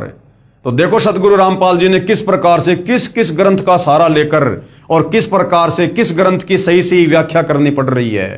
कौन समझा दे, कौन सुलझा दे। ये ऋषि ये केवल उलझा सकते हैं, सुलझाने का काम नहीं है। सुलझा तो वही सकता है जिसने सर्व सृष्टि को उत्पन्न किया, वास्तव में जो नारायण है। तो कबीर भगवान सतगुरु रामपाल जी ने वर्तमान में इस कलयुग में उलझे हुए शास्त्रों को सुलझाया है, जो स्वयं श्री ब्रह्मा जी ने अपने पुत्र नारद जी को सुनाया, जो श्री व्यास ऋषि के द्वारा ग्रहण हुआ तथा लिखा गया। अन्य पुराणों का ज्ञान श्री ब्रह्मा जी के ज्ञान के समान नहीं हो सकता, इसलिए अन्य पुराणों को समझने के लिए देवी पुराण तथा श्री शिव पुराण का सहयोग लिया जाएगा, क्योंकि यह ज्ञान दक्ष आदि ऋषियों के पिता श्री ब्रह्मा जी का दिया हुआ है। श्री देवी पुराण तथा श्री शिव पुराण को समझने के लिए श्रीमद् भगवद गीता तथा चारों वेदों का सहयोग लिया जाएगा, क्योंकि यह ज्ञान स्वयं भगवान काल रूपी ब्रह्म द्वारा दिया गया है, काट छांट करके, जो ब्रह्मा विष्णु तथा शिव जी का उत्पत्ति करता अर्थात वो पिता है। पवित्र वेदों तथा पवित्र श्रीमद् भगवद गीता जी के ज्ञान को समझने के लिए सूक्ष्म वेद अर्थात सूक्ष्म वेद का सहयोग लेना होगा, क्योंकि चारों वेदों में गीता जी में कंप्लीट आध्यात्मिक ज्ञान नहीं है। जो काल रूपी ब्रह्म की उत्पत्ति करता अर्थात पिता परम अक्षर ब्रह्म कबीर देव का दिया हुआ है, 5वां वेद सूक्ष्म वेद का ज्ञान, जो कबीर गिरबी यानी कबीर वाणी द्वारा स्वयं सत्य पुरुष ने प्रकट होकर बोला था। ऋग्वेद मंडल 9 सूक्त 96 मंत्र 16 से 20 तक इसका प्रमाण है, तथा श्रीमद् भगवद गीता में भगवान काल अर्थात ब्रह्म ने अपनी स्थिति स्वयं बताई है, जो सत है। अब आगे क्या कह रहे हैं परमात्मा। गीता अध्याय 15 श्लोक 18 में कहा कि मैं काल रूपी ब्रह्म अपने 21 ब्रह्मांडों में जितने भी प्राणी हैं उनमें श्रेष्ठ हूं। वे चाहे स्थूल शरीर में नाशवान हैं, चाहे आत्मा रूप में अविनाशी। इसलिए लोकवेद यानी सुने सुनाए ज्ञान के आधार से मुझे पुरुषोत्तम मानते हैं। ये पाराशर जैसे ऋषि, वेद व्यास जैसे ऋषि, ये लोमहर्षण जैसे ऋषि, इन लोगों ने आधे अधूरे सुने सुनाए ज्ञान के आधार से इस काल को 21 ब्रह्मांड में पुरुषोत्तम सिद्ध कर रखा है, भगवान सिद्ध कर रखा है। बाकी ये काल खुद कह रहा है गीता अध्याय 15 श्लोक 18 में कि मैं पुरुषोत्तम नहीं हूं, मैं तो लोकवेद के आधार से, इन ऋषि साधु संत महात्माओं की सुनी सुनाई दंत कथाओं के आधार से, क्योंकि इन ऋषियों को सृष्टि रचना का ज्ञान नहीं था, तत्व ज्ञान नहीं था, जिस कारण से ब्रह्मा विष्णु महेश से ऊपर ये किसी को जान नहीं पाए, पहचान नहीं पाए। तो इन्होंने इस ब्रह्म को, जिसका ओम मंत्र है, इस ब्रह्म प्राप्ति के लिए इन्होंने तप की, ओम नाम की साधना की। ब्रह्म ने दर्शन दिए नहीं, उसने सौगंध खा रखी है। अंत में इन्होंने इस ब्रह्म को फाइनल कर दिया कि भाई यही पुरुषोत्तम है, यही भगवान है, बस उसका प्रकाश देखा जा सकता है, बाकी वो निराकार है। वास्तव में पुरुषोत्तम यानी पुरुषों में उत्तम, भगवानों में सर्वश्रेष्ठ भगवान तो मुझ क्षर पुरुष अर्थात काल से तथा अक्षर पुरुष यानी परब्रह्म से भी अन्य है। गीता अध्याय 15 श्लोक 17 उत्तम पुरुष है तू अन्य परमात्मा इति उदाहरते, ये लोग तरम अवश्य विभर्ति अवय ईश्वर है। वही वास्तव में परमात्मा अर्थात भगवान कहा जाता है। कौन? कबीर देव। तीनों लोकों में प्रवेश करके सर्व का धारण पोषण करता है। ये लोग त्रियम अवश्य विभर्ति अवय ईश्वर है। वही वास्तव में अविनाशी परमेश्वर है। गीता अध्याय 15 श्लोक 16-17 गीता ज्ञानदाता ब्रह्म यानी काल स्वयं कह रहा है, हे अर्जुन तेरे तथा मेरे बहुत जन्म हो चुके हैं। काल खुद जन्म और मृत्यु में है, तू नहीं जानता, मैं जानता हूं। श्रीमद् भगवद गीता अध्याय 4 श्लोक 5 अध्याय 2 श्लोक 12 में प्रमाण है तथा अध्याय 7 श्लोक 18 में ये काल अपनी साधना को भी घटिया अनुतमाम बता रहा है कि ओम नाम की साधना से भी मुक्ति नहीं है। अध्याय 7 श्लोक 18 में अपनी साधना को भी अनुतमाम अति अश्रेष्ठ कहा है। इसलिए अध्याय 18 श्लोक 62 में कहा कि हे अर्जुन, सर्व भाव से सारी भक्ति छोड़कर मेरी काल की ब्रह्मा विष्णु महेश की उस परमेश्वर की शरण में जा, यानी उस परमेश्वर की पूजा कर, उसकी भक्ति कर, जिसकी कृपा से ही तू परम शांति को प्राप्त होगा तथा कभी न नष्ट होने वाले लोक अर्थात सतलोक को प्राप्त होगा। फिर अध्याय 15 श्लोक 4 में कहा है कि जब तुझे तत्वदर्शी संत प्राप्त हो जाए, जो गीता अध्याय 4 श्लोक 34 में तथा अध्याय 15 श्लोक 1 में वर्णित है, उसके बाद उस परम पद परमेश्वर की खोज करनी चाहिए, अर्थात डटकर सतलोक जाने की भक्ति करनी चाहिए, जिसमें गए साधक यानी सतलोक में गए भगत फिर लौटकर संसार यानी काल के किस ब्रह्मांड में नहीं आते, अर्थात पूर्ण मोक्ष प्राप्त करते हैं। जिस परमेश्वर से यानी जिस कबीर भगवान से यह सर्व संसार उत्पन्न हुआ, सारी सृष्टि रची गई है तथा वही सबका धारण पोषण करने वाला है। ये काल कह रहा है कि मैं यानी गीता ज्ञानदाता ब्रह्म रूपी काल भी उसी आदि पुरुष परमेश्वर की शरण में हूं। पूर्ण विश्वास के साथ उसी की भक्ति साधना अर्थात पूजा करनी चाहिए। और ये ऋषि हमारे को ब्रह्मा विष्णु महेश तक की ही यात्रा करवा रहे थे कि बस इनसे ऊपर और कोई भगवान नहीं है, जबकि ब्रह्मा विष्णु महेश से ऊपर इनका पिता काल भगवान है। ये तो कह रहा है कि परमात्मा तो वो है जिसको मारने में कोई भी सक्षम नहीं है। उत्तम पुरुष है तू अन्य परमात्मा इति उदारते। वो तो पर ब्रह्म से भी अगला भगवान है, वो पर ब्रह्म से भी अगला दूसरा अव्यक्त, वो है वास्तव में पुरुषोत्तम। श्री देवी पुराण से ज्ञान ग्रहण करें। श्री देवी महापुराण के आंशिक लेख तथा सार विचार। संक्षिप्त श्रीमद देवी भागवत, सचित्र मोटा टाइप, केवल हिंदी। संपादक हनुमान प्रसाद पोदार, चिमन लाल गोस्वामी। प्रकाशक हैं गोविंद भवन कार्यालय, गीता प्रेस गोरखपुर। श्री जगदम्बिकाय नमः। श्री देवी मद भागवत, तीसरा स्कंद। राजा परीक्षित ने श्री व्यास से ब्रह्मांड की रचना के विषय में पूछा। श्री व्यास जी ने कहा कि राजन, मैंने यही प्रश्न ऋषिवर नारद जी से पूछा था, वह वर्णन आपसे बताता हूं। राजा परीक्षित ने सृष्टि रचना के बारे में, एक ब्रह्मांड की रचना के बारे में श्री वेद व्यास जी से पूछा कि भगवान ये सृष्टि रचना कैसे हुई, ब्रह्मांड की रचना कैसे हुई। तो वेद व्यास कह रहा कि राजन मुझे भी नहीं पता, मैंने एक बार श्री नारद जी से पूछा था इसी विषय में कि ये सृष्टि की रचना कैसे हुई, जगत को किसने रचा। तो नारद जी ने कहा कि मुझे भी नहीं पता था, मैंने अपने पिता श्री ब्रह्मा जी से पूछा। और ब्रह्मा जी आगे फिर क्या कहेगा कि भगवान विष्णु ही है पूरी सृष्टि को रचने वाला, ये है इनकी सृष्टि रचना। राजा परीक्षित ने श्री वेदव्यास जी से ब्रह्मांड की रचना के विषय में पूछा। श्री वेदव्यास जी ने कहा कि राजन, मैंने यही प्रश्न ऋषिवर नारद जी से पूछा था, वह वर्णन आपसे बताता हूं। मैंने यानी श्री व्यास जी ने श्री नारद जी से पूछा, एक ब्रह्मांड के रचयिता कौन है? कोई तो श्री शंकर भगवान को इसका रचयिता मानते हैं, कुछ श्री विष्णु जी को तथा कुछ श्री ब्रह्मा जी को तथा बहुत से आचार्य भवानी यानी दुर्गा को सर्व मनोरथ पूर्ण करने वाली बताते हैं।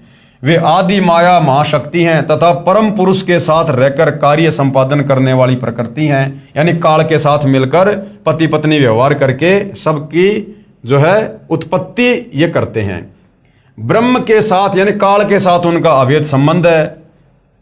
किसका? इस प्रकृति यानी दुर्गा का, क्योंकि ये दोनों पति पत्नी हैं। पेज नंबर 114 पर लिखा हुआ है। फिर नारद जी ने क्या कहा? नारद जी ने कहा, व्यास जी, प्राचीन समय की बात है, यही संदेह मेरे हृदय में भी उत्पन्न हो गया था। नारद जी कह रहे हैं कि यही संदेह एक बार मेरे मन में भी आ गया कि सृष्टि को किसने रचा है, इस ब्रह्मांड का रचयिता कौन है। नारद को भी ज्ञान नहीं। नारद कह रहा कि मेरे मन में भी ये जानने की एक बार जिज्ञासा हुई। तब मैं अपने पिता अमित तेजस्वी ब्रह्मा जी के स्थान पर गया और उनसे इस समय जिस विषय में तुम मुझसे पूछ रहे हो उसी विषय में यानी सृष्टि रचना के विषय में मैंने पूछा। मैंने कहा, पिताजी, ये संपूर्ण ब्रह्मांड कहां से उत्पन्न हुआ? इसकी रचना आपने की है या श्री विष्णु जी ने या श्री शंकर जी ने? कृपया सत्य सत्य बताना। नारद जी कह रहे हैं, झूठ मत बोलना, सच्ची सच्ची बात बताना। ब्रह्मा जी ने कहा, पेज नंबर 115 से 120 तथा 123, 125, 128, 129 पर। बेटा मैं इस प्रश्न का क्या उत्तर दूं, ये तो बड़ा ही जटिल है। अब देख लो, जो लोग ब्रह्मा जी को जगत पिता, प्रजापति, सबका उत्पत्ति करता, ब्रह्मांडों का रचयिता कह रहे हैं। अब देख लो श्री देवी पुराण में, श्रीमद् देवी भागवत पुराण में ब्रह्मा जी कह रहा है कि बेटा मैं इस सवाल का क्या जवाब दूं जो तू पूछ रहा ना कि ब्रह्मांड की रचना कैसे हुई, सृष्टि रचना कैसे हुई। कहता बेटा मैं इस सवाल का क्या जवाब दूं, ये तो बड़ा ही टेढ़ा प्रश्न है। पूर्व काल में यानी एक समय पहले सर्वत्र जल ही जल था। अपने विषय में बता रहे हैं कि बेटा जब मेरी उत्पत्ति हुई ना और जब मेरी आंख खुली तो मैं कमल के फूल पे बैठा था, चारों तरफ जल ही जल था। मुझे खुद नहीं पता कि वो जल कहां से आ गया। तब कमल से मेरी उत्पत्ति हुई, यानी ब्रह्मा जी से पहले तो कमल का फूल आ गया था। अगर ब्रह्मा जी ही सृष्टि का उत्पत्ति करता है तो ब्रह्मा की उत्पत्ति से पहले तो कमल के फूल की उत्पत्ति हो चुकी थी। वो जल की उत्पत्ति हो चुकी थी। जल भी तो किसी पृथ्वी पे होगा। तो भाई और बहनों, टोटल अज्ञान फैला रखा था हमारे नादान धर्म गुरुओं ने, शास्त्रों से अपरिचित होने के कारण।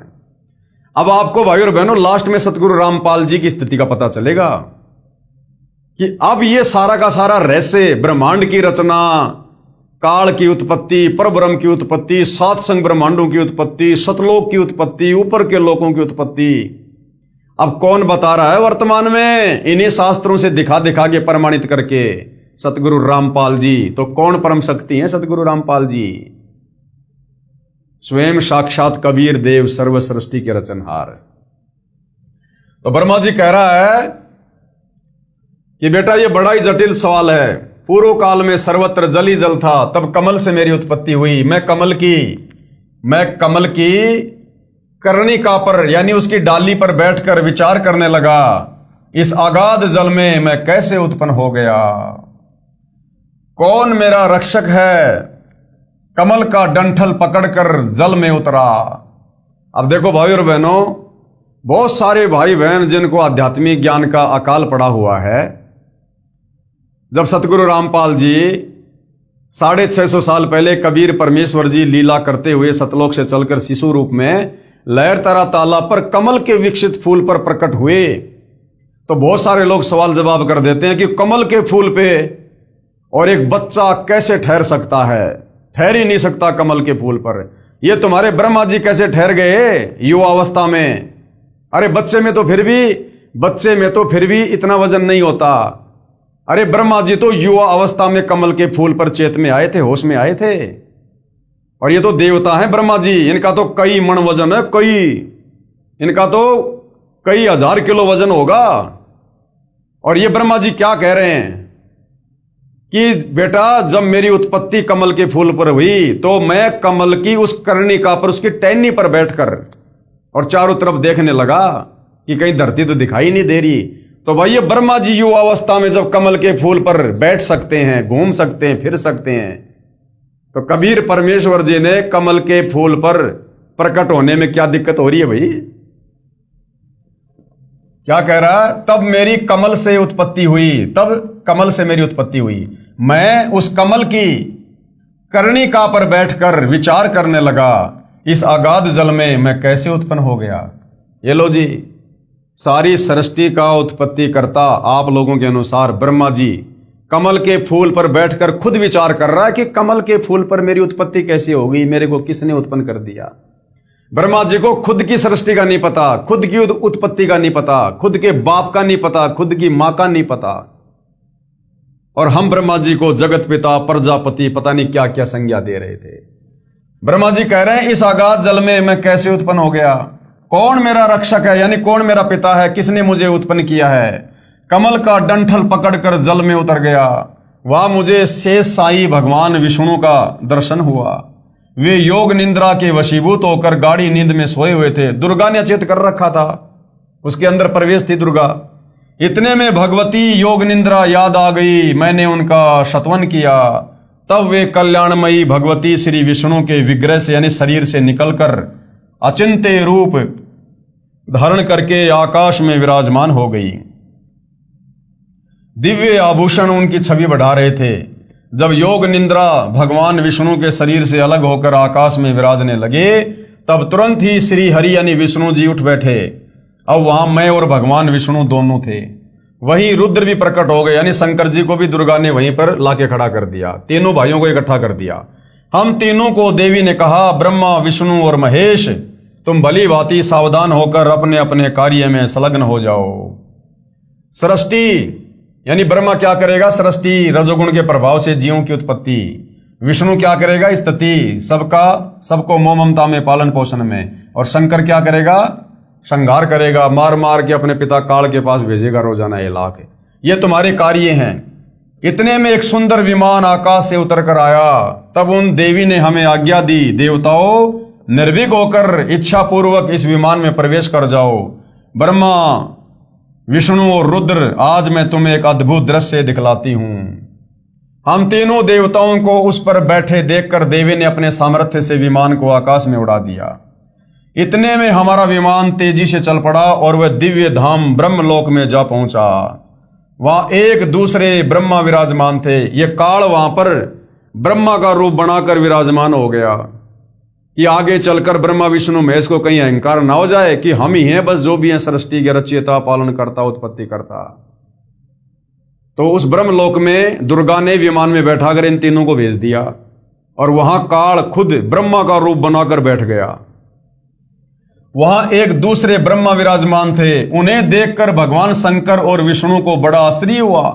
भगवान शंकर और विष्णु ने मुझसे पूछा, हे चतुरानन यानी हे ब्रह्मा जी, ये अविनाशी ब्रह्मा कौन है?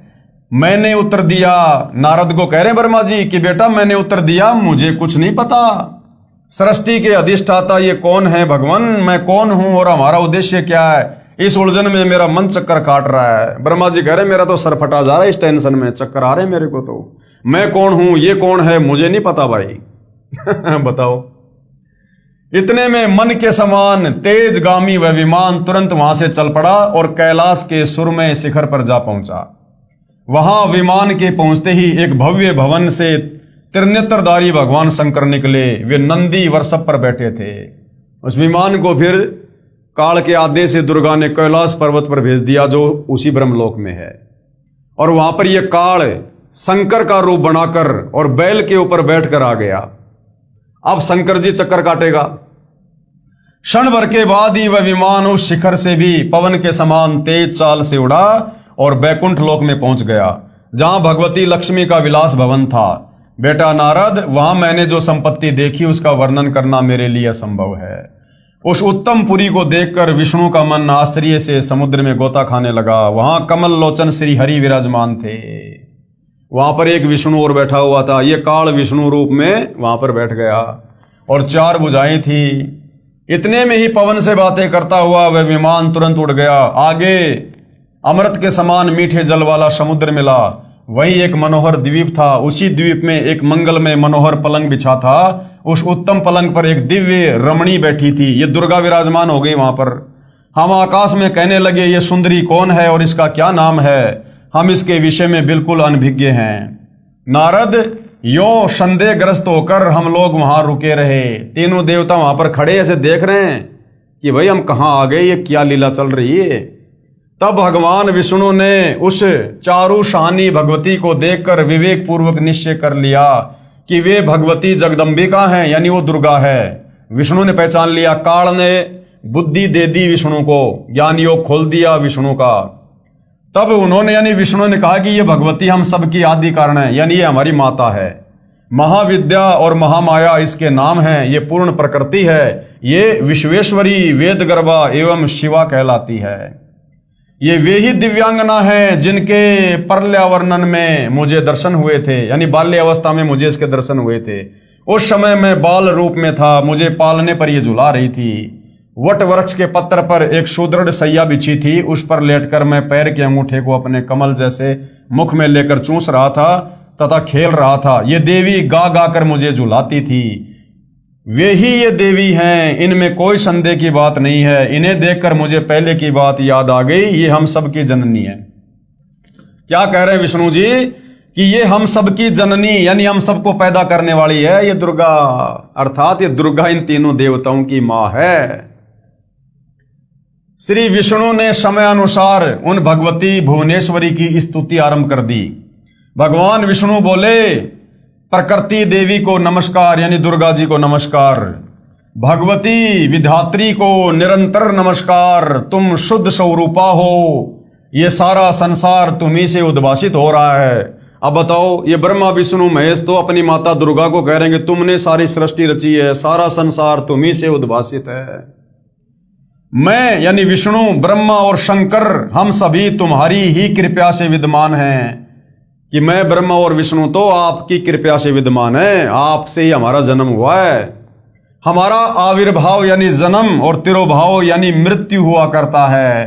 केवल तुम ही नित्य हो, यानी माता दुर्गा तुम ही सनातनी हो, अविनाशी हो, जगत जननी, सारे संसार को पैदा करने वाली हो, प्रकृति और सनातनी देवी हो। अब बताओ, ब्रह्मा विष्णु महेश कह रहे हैं भैया हम तो कोई सृष्टि को पैदा करने वाले नहीं हैं, हम तो दुर्गा से ऊपर किसी को नहीं जानते, किसी को नहीं पहचानते।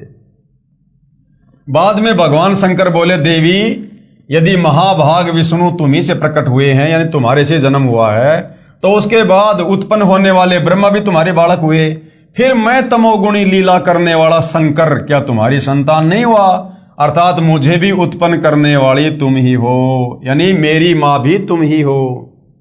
इस संसार की सृष्टि, स्थिति और संहार में तुम्हारे गुण सदा समर्थ हैं। उन्हीं तीनों गुणों से उत्पन्न हम, यानी यही तीनों गुण हैं, ये तीनों देवता हैं, ब्रह्मा विष्णु महेश, रजोगुण ब्रह्मा, सतोगुण विष्णु, तमोगुण शंकर। उन्हीं तीनों गुणों से उत्पन्न हम ब्रह्मा विष्णु एवं शंकर नियम अनुसार कार्य में तत्पर रहते हैं।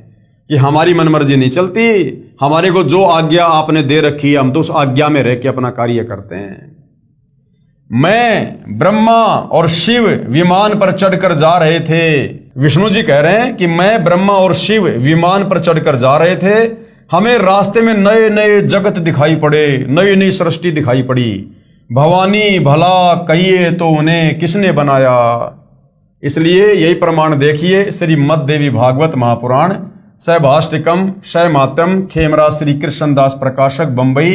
इसमें संस्कृत सहित हिंदी अनुवाद किया है। तीसरा स्कंद, अध्याय 4, पेज नंबर 10, श्लोक नंबर 42।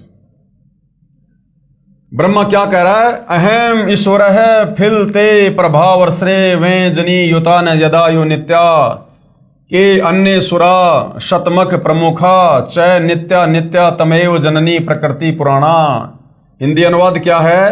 हे मात, ब्रह्मा, मैं तथा शिव तुम्हारे ही प्रभाव से जन्मवान हैं, यानी हमारी उत्पत्ति करता आप हो। हमारा जन्म आप दुर्गा से हुआ है, तीनों का, ब्रह्मा विष्णु महेश का।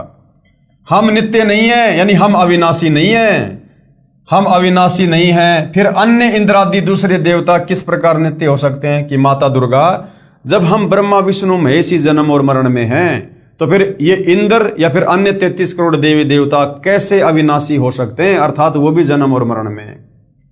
तुम ही अविनाशी हो, हे दुर्गा माता, तुम ही हो अविनाशी, जितना इनको ज्ञान है, प्रकृति तथा सनातनी देवी हो। फिर पेज नंबर 11 और 12 पर, अध्याय 5, श्लोक 8 में, यदि दया धर्मना न सदा अंबिके कत अहम विहिते चय तमोगुण कमल जय रजोगुण संभव सुविहित किमु शतोगुण हरि। अनुवाद, भगवान शंकर बोले, हे मात, यदि हमारे ऊपर आप दया युक्त हो तो मुझे तमोगुण क्यों बना दिया? मुझे ऐसे भयंकर कार्य में क्यों लगा दिया? और कमल से उत्पन्न ब्रह्मा को रजोगुण क्यों बनाया तथा विष्णु को शतोगुण क्यों बनाया? अर्थात जीवों के जन्म मृत्यु रूपी दुष्कर्म में क्यों लगाया? श्लोक 12, रमये से सौपति पुरुष सदा तम गति नहीं विह विदम शिवे। अब क्या कह रहा है विष्णु? अपने पति पुरुष अर्थात काल भगवान के साथ सदा भोग विलास करती रहती हो, आपकी गति कोई नहीं जानता। ब्रह्मा जी कहते हैं, मैं भी महामाया जगदम्बिका के चरणों पर गिर पड़ा और मैंने उनसे कहा, माता, वेद कहते हैं एक मवा द्वितीय ब्रह्म है, तो क्या वह आत्म स्वरूपा तुम ही हो अथवा वह कोई और है? अब ब्रह्मा जी कह रहे हैं कि माता, मैंने वेदों में पढ़ा कि एक ब्रह्म और है जो आपसे अलग है, वो आप ही हो या वो ब्रह्म कोई और है? तो दुर्गा क्या कह रही है? देवी ने कहा, मैं और ब्रह्म एक ही हैं। अपने बेटों को भी सच्चाई नहीं बताते भाई और बहनों। ये दुर्गा अपने पुत्र को भी सच्चाई नहीं बता रही काल के डर से। काल ने कहा था कि दुर्गा मेरा भेद किसी को मत दे देना, आज के बाद मैं किसी को दर्शन नहीं दूंगा। तो दुर्गा काल के डर से ब्रह्मा को सच नहीं बता रही और कह रही है कि मैं और ब्रह्म एक ही हैं, मुझ में और इन ब्रह्म में कभी किंचित मात्र भी भेद नहीं है। गौरी, ब्राह्मी, रौद्री, वाराही, वैष्णवी, शिवा, वारुणी, कोबेरी, नारसिंगी और वासवी सभी मेरे रूप हैं। ब्रह्मा जी, इस शक्ति को तुम अपनी स्त्री बनाओ। यानी समुद्र मंथन में जो 3 लड़कियां निकली, सबसे पहले सावित्री, तो सावित्री की शादी ब्रह्मा जी के साथ कर दी और कहा कि तुम इसको अपनी पत्नी बनाओ। इस शक्ति को तुम अपनी स्त्री बनाओ। महासरस्वती नाम से विख्यात ये सुंदरी अब सदा तुम्हारी स्त्री होकर रहेगी। भगवती जगदंबिका ने भगवान विष्णु से कहा, विष्णु, मन को मुग्ध करने वाली इस महालक्ष्मी को लेकर अब तुम भी पधारो। दोबारा जो लड़की निकली थी दूसरे नंबर पर समुद्र मंथन से, उसका नाम रखा लक्ष्मी और उसकी शादी दुर्गा ने अपने पुत्र विष्णु के साथ में कर दी। ये सदा तुम्हारे वक्ष स्थल में विराजमान रहेगी। और तीसरी जो लड़की निकली थी समुद्र मंथन में, दुर्गा के 3 रूप थे, तीसरी उमा यानी पार्वती, वो शंकर जी के साथ में शादी कर दी। देवी ने कहा, शंकर, मन को मुग्ध करने वाली ये महाकाली गौरी नाम से विख्यात है, तुम इसे पत्नी रूप में स्वीकार करो। यानी समुद्र मंथन पर दुर्गा ने अपने 3 रूप बनाकर अपने 3 पुत्र ब्रह्मा, विष्णु, महेश के साथ में शादी की। अपने 3 रूप बनाकर अपने 3 पुत्रों की शादी की। अब मेरा कार्य सिद्ध करने के लिए विमान पर बैठकर तुम लोग शीघ्र पधारो। यानी अब तुम जाओ और अपने अपने लोक में जाओ और अब तुम सृष्टि की उत्पत्ति करो, संहार करो और पालन पोषण करो, अपने पिता के लिए खुराक तैयार करो। यदि कोई कठिन कार्य उपस्थित होने पर जब तुम मुझे स्मरण करोगे तब मैं सामने आ जाऊंगी। देवताओं, मेरा तथा सनातन परमात्मा का ध्यान तुम्हें सदा करते रहना चाहिए। अरे जब तू ही सनातन परमात्मा है, तू ही ब्रह्म है, तो फिर दूसरा सनातन परमात्मा कौन आ गया? वहां तो इसने कहा कि मैं ही ब्रह्म हूं, मैं ही हूं सब कुछ। और यहां क्या कह रही है? मेरा तथा सनातन परमात्मा का ध्यान, यानी उस काल का ध्यान करो। यहां अपने से काल को भिन्न दर्शा रही है। मेरा तथा सनातन परमात्मा का ध्यान तुम्हें सदा करते रहना चाहिए। हम दोनों का स्मरण करते रहोगे, हम दोनों का। अब यहां पर 2 साबित कर दिए दुर्गा ने अपने आप ही। हम दोनों का स्मरण करते रहोगे तो तुम्हारे कार्य सिद्ध होने में किंचित मात्र भी संदेह नहीं रहेगा। ब्रह्मा जी कहते हैं, इस प्रकार कहकर भगवती जगदंबिका ने हमें विदा कर दिया। उन्होंने शुद्ध आचार वाली शक्तियों में से भगवान विष्णु के लिए महालक्ष्मी को, शंकर के लिए महाकाली को और मेरे लिए महासरस्वती को पत्नी बनने की आज्ञा दे दी। अब उस स्थान से हम चल पड़े। अब सार विचार गुरुदेव भगवान कह रहे, निष्कर्ष क्या है? एक ब्रह्मांड की वास्तविक स्थिति से महर्षि व्यास जी, महर्षि नारद जी तथा श्री ब्रह्मा जी, श्री विष्णु जी तथा श्री शंकर जी भी अनभिज्ञ हैं। सारी सृष्टि तो छोड़ो, पर ब्रह्म के 7 संग ब्रह्मांड छोड़ो, काल ब्रह्म के 21 ब्रह्मांड छोड़ो, एक ब्रह्मांड के विषय में 21 ब्रह्मांड में एक ब्रह्मांड के विषय में ये पाराशर ऋषि, वेद व्यास ऋषि, मनु, ब्रह्मा, विष्णु, महेश, नारद, सारद, ये सब अनभिज्ञ हैं। इनको एक ब्रह्मांड का भी ढंग से ज्ञान नहीं है, जिनको हम अजरो अमर सारे जगत पिता परमात्मा कहकर पूज रहे थे। एक ब्रह्मांड की वास्तविक स्थिति से महर्षि व्यास जी, महर्षि नारद जी तथा श्री ब्रह्मा जी, श्री विष्णु तथा श्री शिव शंकर जी भी अनभिज्ञ हैं। यह भी स्पष्ट है कि श्री दुर्गा को प्रकृति भी कहते हैं तथा दुर्गा तथा ब्रह्म यानी ज्योति निरंजन काल का पति पत्नी का संबंध भी है। इसलिए लिखा है कि ब्रह्म के साथ प्रकृति का अभेद संबंध है। जैसे पत्नी को अर्धांगिनी भी कहते हैं। श्री ब्रह्मा जी को स्वयं नहीं पता कि मैं कहां से उत्पन्न हुआ। कह रहा, बेटा नारद, जब मेरी आंख खुली तो मैं कमल के फूल पर बैठा पाया, मुझे नहीं पता ये सृष्टि किसने रची, ये जल कहां से आ गया, अब मेरा आगे क्या कार्य है। ब्रह्मा को अपनी उत्पत्ति का नहीं पता। श्री ब्रह्मा जी को स्वयं नहीं पता कि मैं कहां से उत्पन्न हुआ। 1000 वर्ष तक जल में पृथ्वी की खोज की परंतु नहीं मिली। तब आकाशवाणी के आधार पर 1000 वर्ष तक तप किया। कमल का डंठल पकड़कर नीचे उतरा तो वहां शेषनाग की सैया पर भगवान विष्णु बेहोश पड़े थे। श्री विष्णु जी के शरीर में से एक देवी निकली भूतनी की तरह, जो सुंदर आभूषण पहने आकाश में विराजमान हो गई। तब श्री विष्णु जी होश में आए, इतने में शंकर जी भी वहीं आ गए। यानी दुर्गा ने तीनों को इकट्ठा कर दिया काल के आदेश से। उपरोक्त विवरण से सिद्ध है कि तीनों भगवान बेहोश कर रखे थे, फिर सचेत किए। आकाश से विमान आया, देवी ने तीनों भगवानों को विमान में बैठने का आदेश दिया। विमान को आकाश में उड़ाया। ऊपर एक ब्रह्मा, एक शिव तथा एक विष्णु और देखा जो ब्रह्मलोक में थे। यानी काल ही ब्रह्मा विष्णु महेश ये तीन रूप बनाकर बैठ गया, इन तीनों को ये दिखाने के लिए कि आगे चलकर आंडी मत भाग जाना कि हम ही हैं सारी सृष्टि के मालिक। विचार करें, ब्रह्मलोक में दूसरे ब्रह्मा विष्णु तथा शिव दिखाई दिए थे।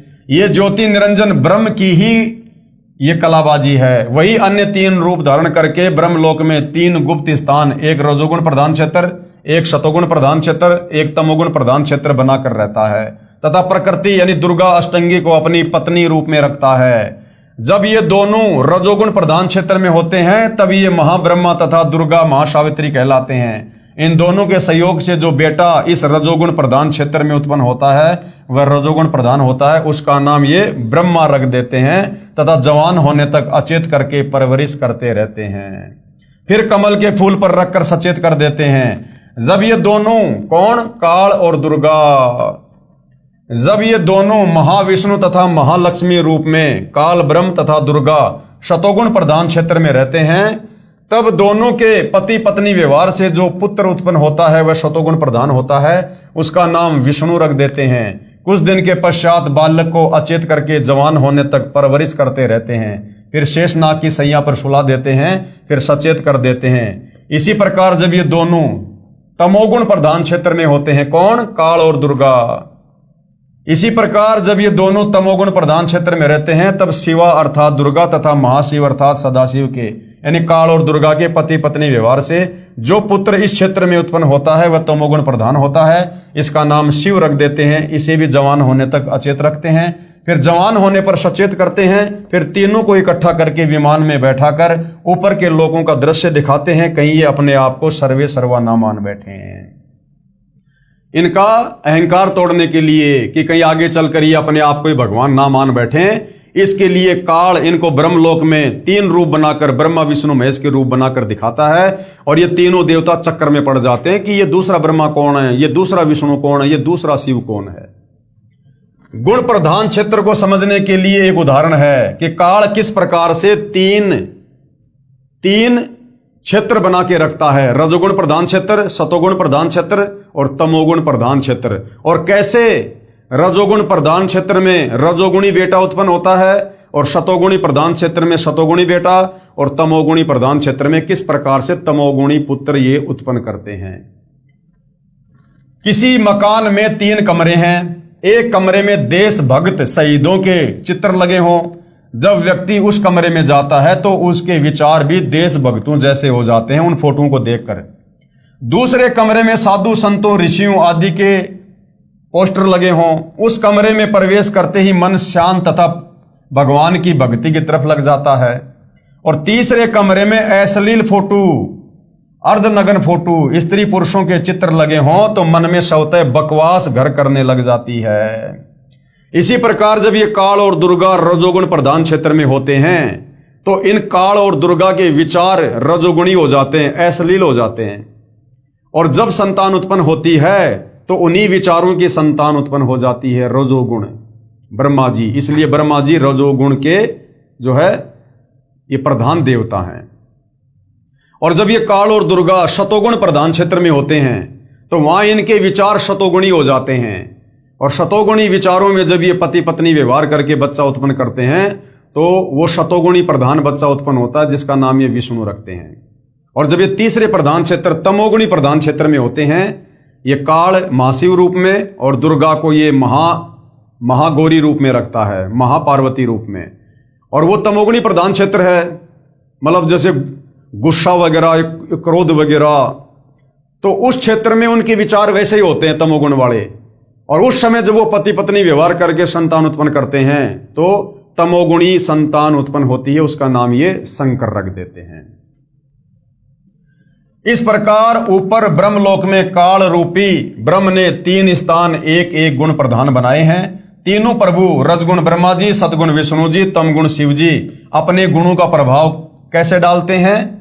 अब ये तीनों देवता अपने अपने लोकों में बैठकर लाखों करोड़ों किलोमीटर दूर इन तीनों लोकों में स्वर्ग लोक के प्राणियों पर, पृथ्वी लोक के प्राणियों पर और पाताल लोक के प्राणियों पर अपना उन गुणों का प्रभाव ये कैसे डालते हैं, उसके लिए गुरुदेव एक उदाहरण दे रहे हैं। उदाहरण जैसे रसोई घर में मिर्चों का छोंक सब्जी में लगाया, मिर्च के गुण से सभी कमरों के व्यक्तियों को छींकें आने लगी।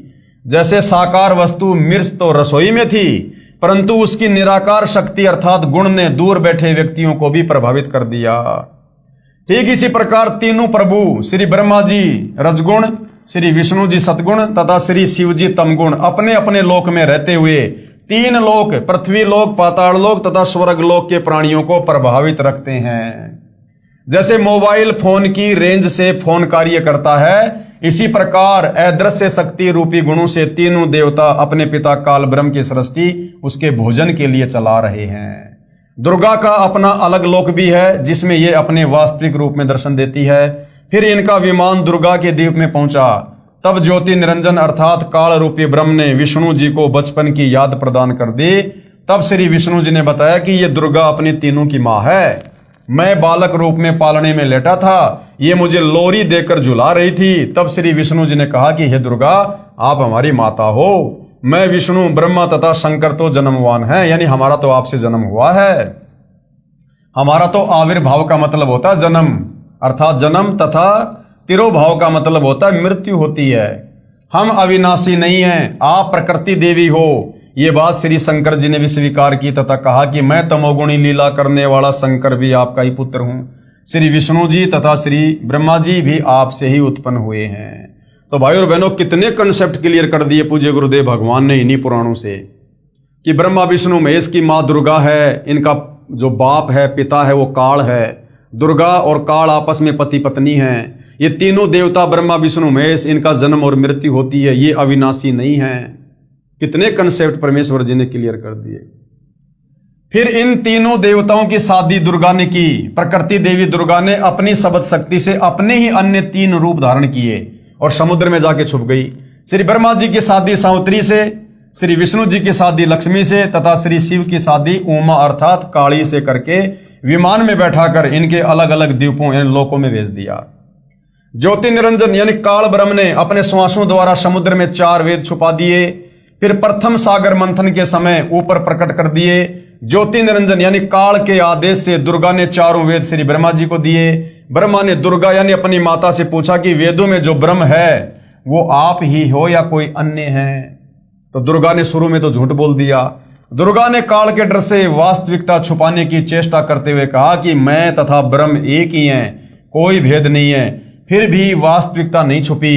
दुर्गा ने फिर कहा, फिर दुर्गा ने हकीकत बतानी पड़ी कि तुम तीनों मेरा तथा ब्रह्म का सदा स्मरण करते रहना, मेरा तथा ब्रह्म का। फिर लास्ट में दुर्गा ने 2 साबित कर दिए कि बेटा मैं अलग हूं और तुम्हारा बाप ब्रह्म अलग है।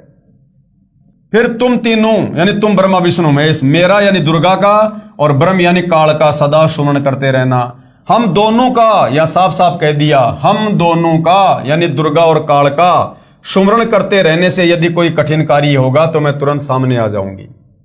विशेष क्योंकि काल ने दुर्गा से कह रखा है कि मेरा भेद किसी को मत दे देना कि मैं काल हूं, मुझे 1 लाख खाने पड़ते हैं।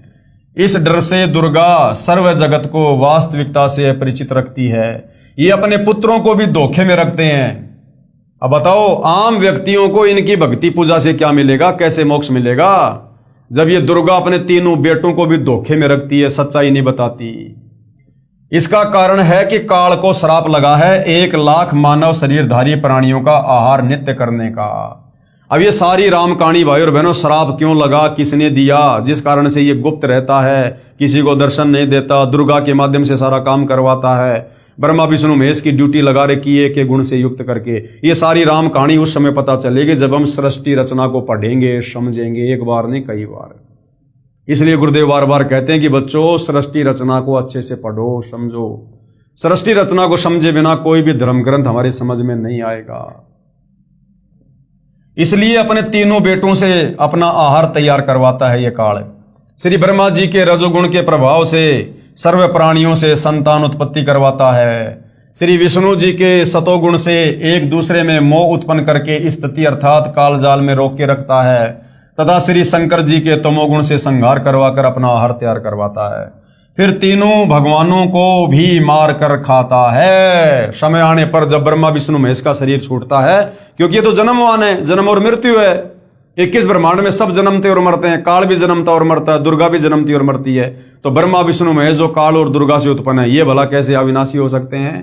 तो जब ब्रह्मा विष्णु महेश का शरीर छूटता है, उस समय फिर ये काल इनको भी तपतशिला पर भून भून के खाता है, इनका भी शोरबा निकालता है, तथा नए पुण्यकर्मी प्राणियों में से 3 पुत्र उत्पन्न करके अपना कार्य जारी रखता है, और नई अन्य 3 आत्माओं को उसी प्रकार से उन 3 क्षेत्रों में ले जाकर रजोगुणी, तमोगुणी, सतोगुणी करके और फिर ब्रह्मा विष्णु महेश की पोस्ट पे बैठा देता है और अपना कार्य अपने भोजन के लिए लगातार जारी रखता है। तथा पहले वाले तीनों ब्रह्मा शिव 84 लाख योनियों तथा स्वर्ग नरक में कर्म आधार से चक्कर लगाते रहते हैं। यही प्रमाण शिव महापुराण रुद्र संहिता प्रथम सृष्टि खंड अध्याय 6, 7 तथा 8, 9 में भी है। अब आगे गुरुदेव कह रहे हैं श्री शिव महापुराण से सार विचार। अब श्री शिव महापुराण सृष्टि रचना के विषय में, ब्रह्मा विष्णु महेश की उत्पत्ति के विषय में, काल और प्रकृति के विषय में क्या कुछ कह रहा है। शिव महापुराण। श्री शिव महापुराण अनुवादक हैं श्री हनुमान प्रसाद पोदार, प्रकाशक हैं गोविंद भवन कार्यालय, गीता प्रेस गोरखपुर, मोटा टाइप, अध्याय 6, रुद्र संहिता प्रथम खंड, सृष्टि से निष्कर्ष। अपने पुत्र श्री नारद जी के श्री शिव तथा श्री शिवा के विषय में पूछने पर नारद जी ने ब्रह्मा जी से पूछा कि शिव और शिवा क्या है, काल और दुर्गा क्या है। श्री ब्रह्मा जी ने कहा पेज नंबर 100 से 102 पर, जिस परब्रह्म के विषय में ज्ञान और अज्ञान से परिपूर्ण युक्तियों द्वारा इस प्रकार विकल्प किए जाते हैं। अब ब्रह्मा जी को भी नहीं पता ब्रह्म क्या और परब्रह्म क्या, काल को तो ब्रह्मा जी परब्रह्म कह रहे हैं कि जिस परब्रह्म के विषय में ज्ञान और अज्ञान से पूर्ण युक्तियों द्वारा इस प्रकार विकल्प किए जाते हैं, यानी कुछ सच्ची और कुछ झूठ, ज्ञान और अज्ञान। जो निराकार परब्रह्म है वही साकार रूप में सदाशिव रूप धारण कर मनुष्य रूप में प्रकट हुआ, यानी वो काल ही सदाशिव रूप में शंकर जी के रूप में प्रकट होकर दर्शन देता है। सदाशिव ने अपने शरीर से एक स्त्री को उत्पन्न किया। अब ब्रह्मा जी ने थोड़ी बहुत सृष्टि रचना तो कबीर भगवान से सुनी और बाकी इसने वेदों से ले ली अटपट और खिचड़ी ज्ञान बना लिया। और क्या कह रहा है, सदाशिव ने अपने शरीर से एक स्त्री को उत्पन्न किया, जबकि यह सच्चाई नहीं है। जब सतलोक में इस काल ने दुर्गा के साथ में दुर्व्यवहार करना चाहा तो दुर्गा ने इसके मुख के माध्यम से इसके पेट में जाके शरण ली और वहां जाकर कबीर भगवान से अराज की कि हे कबीर परमात्मा मेरी रक्षा करो। फिर कबीर परमात्मा सहजदास के रूप में आते हैं और काल का पेट फाड़कर दुर्गा को बाहर निकालते हैं, वापस काल के पेट को सेट करते हैं। तो अब ये ब्रह्मा जी क्या कह रहा है कि सदाशिव ने अपने शरीर से एक स्त्री को उत्पन्न किया, यानी दुर्गा इस काल के शरीर से बाहर आई थी सतलोक में, जिसे प्रधान प्रकृति अंबिका और त्रिदेव जननी ब्रह्मा विष्णु शिव की माता कहा जाता है, जिसकी 8 भुजाएं हैं। यानी सृष्टि रचना का ज्ञान ब्रह्मा जी को नहीं है, खिचड़ी ज्ञान है, खिचड़ी ज्ञान है। शुक्र मनाओ भाई और बहनों, जो ज्ञान ब्रह्मा विष्णु महेश को नहीं है वो ज्ञान आज पूज्य गुरुदेव ने आप और हमें दे दिया। अब बताओ ये पाराशर ऋषि, वेदव्यास ऋषि, ब्रह्मा विष्णु महेश, ये ज्ञान मार्ग में आप और हमारे सामने ये नहीं टिक सकते। इसलिए गुरुदेव भगवान कहते हैं कि जो भगत 3-4 साल तक अच्छे से इस ज्ञान को समझ लेगा उसके सामने ब्रह्मा विष्णु महेश भी मुंह की खाके जाएंगे, मुंह की खाके। अब श्री विष्णु की उत्पत्ति, जो वे सदाशिव हैं यानी जो काल है, उन्हें परम पुरुष ईश्वर शिवा शंभु और महेश्वर कहते हैं, क्योंकि किस ब्रह्मांड में लोक वेद के आधार से भगवान सिद्ध हो रखा है। वे अपने सारे अंगों में भस्म रमाए रहते हैं। उन काल रूपी ब्रह्म ने, देखो खुद कह रहा है ब्रह्मा, उस काल रूपी ब्रह्म ने एक शिवलोक नामक ब्रह्मलोक में तमोगुण प्रधान क्षेत्र धाम बनाया, उसे काशी कहते हैं। अब यह सृष्टि रचना ब्रह्मा जी को कबीर परमात्मा जी ने समझाई थी, लेकिन फिर इसने डामाडोल कर दिया, काल ने फिर उसको डामाडोल कर दिया। फिर ब्रह्मा जी ने वेदवाद पढ़े, कुछ वेदों वाला ज्ञान ले लिया, कुछ परमात्मा से सुनी सुनाई सृष्टि रचना ले ली और खिचड़ी ज्ञान बना के ब्रह्मा जी ने फिर नीचे मनु जैसे अपने वंशजों को दे दिया। उसे काशी कहते हैं। शिव तथा शिवा यानी काल और दुर्गा ने पति पत्नी रूप में रहते हुए एक पुत्र की उत्पत्ति की, जिसका नाम विष्णु रखा। अध्याय 7 रुद्र संहिता शिव महापुराण, पेज नंबर 103-104। श्री ब्रह्मा तथा श्री शिव की उत्पत्ति। अध्याय 7, 8, 9 पेज नंबर 105 से 110 पर श्री ब्रह्मा जी ने बताया कि श्री शिव तथा शिवा यानी काल और ये दुर्गा ने पति पत्नी व्यवहार से मेरी भी उत्पत्ति की तथा फिर मुझे अचेत करके कमल पर डाल दिया। अब इसको क्या पता, ये कैसे कह सकता ये बात, क्योंकि कबीर परमात्मा जी ने सारी सृष्टि रचना इनको बताई थी, समझाई थी और कुछ उन वेदों में लिखी हुई थी, तो जिस कारण से ब्रह्मा जी खिचड़ी ज्ञान करके नारद जी को बता रहा है। यही काल महाविष्णु रूप धारण करके अपने नाभि से एक कमल उत्पन्न कर लेता है। ब्रह्मा आगे कहता है फिर होश में आया, यानी फिर मैं होश में आया तो कमल की मूल को ढूंढना चाहा परंतु असफल रहा। फिर तप करने की आकाशवाणी हुई, काल ने आकाशवाणी कर दी तप करो तप करो। तप किया, फिर मेरी तथा विष्णु की किसी बात पर लड़ाई हो गई। विवरण इसी पुस्तक के पेज नंबर 260 पर। तब हमारे बीच में एक तेजो में लिंग प्रकट हो गया। काल ने वो तेजो में खंबा प्रकट कर दिया तथा ओम ओम का नाद प्रकट हुआ, ओम ओम की आवाज प्रकट हुई। उस लिंग पर ए ऊ मैं तीनों अक्षर भी लिखे थे। फिर रुद्र रूप धारण करके सदाशिव 5 मुख वाले मानव रूप में प्रकट हुए, यानी काल प्रकट हो गया फिर शंकर रूप में 5 मुंह लगा के। उसके साथ शिवा यानी दुर्गा भी थी। फिर शंकर को अचानक प्रकट कर दिया, क्योंकि ये पहले अचेत था, फिर सचेत करके तीनों को इकट्ठे कर दिया तथा कहा कि तुम तीनों सृष्टि स्थिति तथा संहार का कार्य संभालो। रजगुण प्रधान ब्रह्मा जी, सतगुण प्रधान विष्णु जी तथा तमगुण प्रधान शिव जी, इस प्रकार तीनों देवताओं में गुण है, परंतु शिव काल रूपी ब्रह्म गुणातीत है। ये जो सदाशिव है इनका पिता है काल ब्रह्म, इसने तीनों बेटों को एक एक गुण से युक्त कर दिया और फिर ये इनसे अलग ब्रह्म लोक में जाकर रहने लग गया। तो तीनों देवताओं में गुण है और ये जो काल है शिव सदाशिव ये गुणातीत है, यानी ये तीनों गुणों से दूर है। ये तीनों गुण इसने अपने तीनों पुत्रों को दे दिए, ब्रह्मा विष्णु महेश को।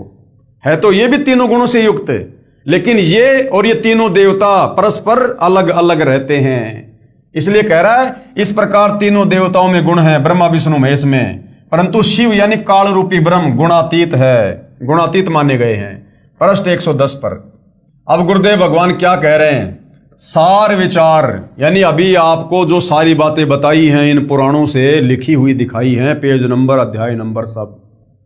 अब इन सारी बातों का निष्कर्ष क्या है ब्रह्मा विष्णु महेश को लेकर, काल और दुर्गा को लेकर, इनकी उत्पत्ति को लेकर, यानी सार उपरोक्त विवरण से स्पष्ट है कि काल रूपी ब्रह्म अर्थात सदाशिव तथा प्रकृति यानी दुर्गा श्री ब्रह्मा श्री विष्णु तथा श्री शिव के माता पिता हैं। यानी तीनों देवता ब्रह्मा विष्णु महेश के माता पिता इन पुराणों ने साबित कर दिया कि ये काल और ये दुर्गा है।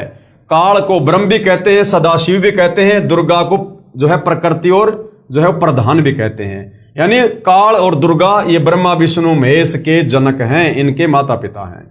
एक तो ये क्लियर हो गया। दूसरा, दुर्गा इसे प्रकृति तथा इसको प्रधान भी कहते हैं और इसकी 8 भुजाएं हैं। यह सदाशिव अर्थात ज्योति निरंजन काल के शरीर अर्थात पेट से निकली थी। सृष्टि रचना में हमें पता है कि ये दुर्गा काल के मुख के माध्यम से पेट में चली गई थी, वहां से कबीर परमात्मा ने फिर इसको बाहर निकाला। ब्रह्म अर्थात काल तथा प्रकृति यानी दुर्गा सब प्राणियों को भ्रमित रखते हैं। ये काल और दुर्गा एक ब्रह्मांड के 3 लोक के समस्त प्राणियों को भ्रमित रखते हैं, अपने तीनों बेटों सहित। ब्रह्मा विष्णु महेश को भी सच्चाई नहीं बताते। क्यों? क्योंकि काल ने दुर्गा को डरा रखा है, क्योंकि काल को प्रतिदिन 1 लाख मानव शरीरधारी आत्माओं का भोजन करना पड़ता है। अगर सच्चाई का पता चल गया तो तीनों बेटे फिर काल के लिए भोजन बनाना बंद कर देंगे। अपने पुत्रों को भी वास्तविकता नहीं बताते। कारण है कहीं काल यानी ब्रह्म के 21 ब्रह्मांड के प्राणियों को पता लग जाए कि हमें तपतशिला पर भून कर काल ब्रह्म यानी ज्योति निरंजन खाता है, इसलिए जन्म मृत्यु तथा अन्य दुखदायी योनियों में पीड़ित करता है। अगर सभी प्राणियों को पता चल गया इस काल के विषय में, जैसे आज पता चल गया, आप और हमें पता चल गया, गुरुदेव ने बता दिया, तो आज अब ये ज्ञान पता होने के बाद आप और हमारी इच्छा, हमारी वृत्ति यहां से हट रही है। हमें यहां रहने का मन नहीं कर रहा। अब शतलोक जाने की इच्छा बन रही है। तो काल को डर रहता है यदि सभी प्राणियों को मेरी असलियत का पता चल गया, सृष्टि रचना का पता चल गया कि मैं रोजाना 1 लाख खाता हूं, तो सारे प्राणी उस तत्वदर्शी संत की शरण में आकर मेरे लोक से भाग जाएंगे, सतलोक चले जाएंगे, फिर मैं खाऊंगा क्या।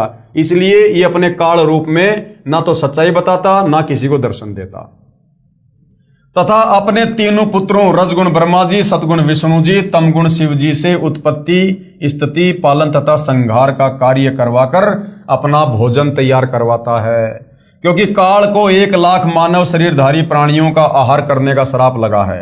कृपया श्रीमद् भगवत गीता जी में भी देखिए, काल ब्रह्म तथा प्रकृति यानी दुर्गा के पति पत्नी कर्म से रजगुण ब्रह्मा, सतगुण विष्णु तथा तमगुण शिव की उत्पत्ति। अब ये तीनों गुण क्या है, ये हम पहले भी पढ़ चुके हैं, लेकिन हम फिर पढ़ेंगे इसको भाई और बहनों, और हम आज यहीं तक लेंगे इसको। अब ये तीनों गुण क्या हैं, रजगुण क्या है, सतगुण क्या है, तमगुण क्या है, क्या ये ब्रह्मा विष्णु महेश ये 3 गुण हैं? तीनों गुण क्या है प्रमाण सहित? तीनों गुण रजगुण ब्रह्मा जी, सतगुण विष्णु जी, तमगुण शिव जी हैं। ब्रह्म यानी काल तथा प्रकृति यानी दुर्गा से उत्पन्न हुए हैं तथा तीनों नासवान हैं।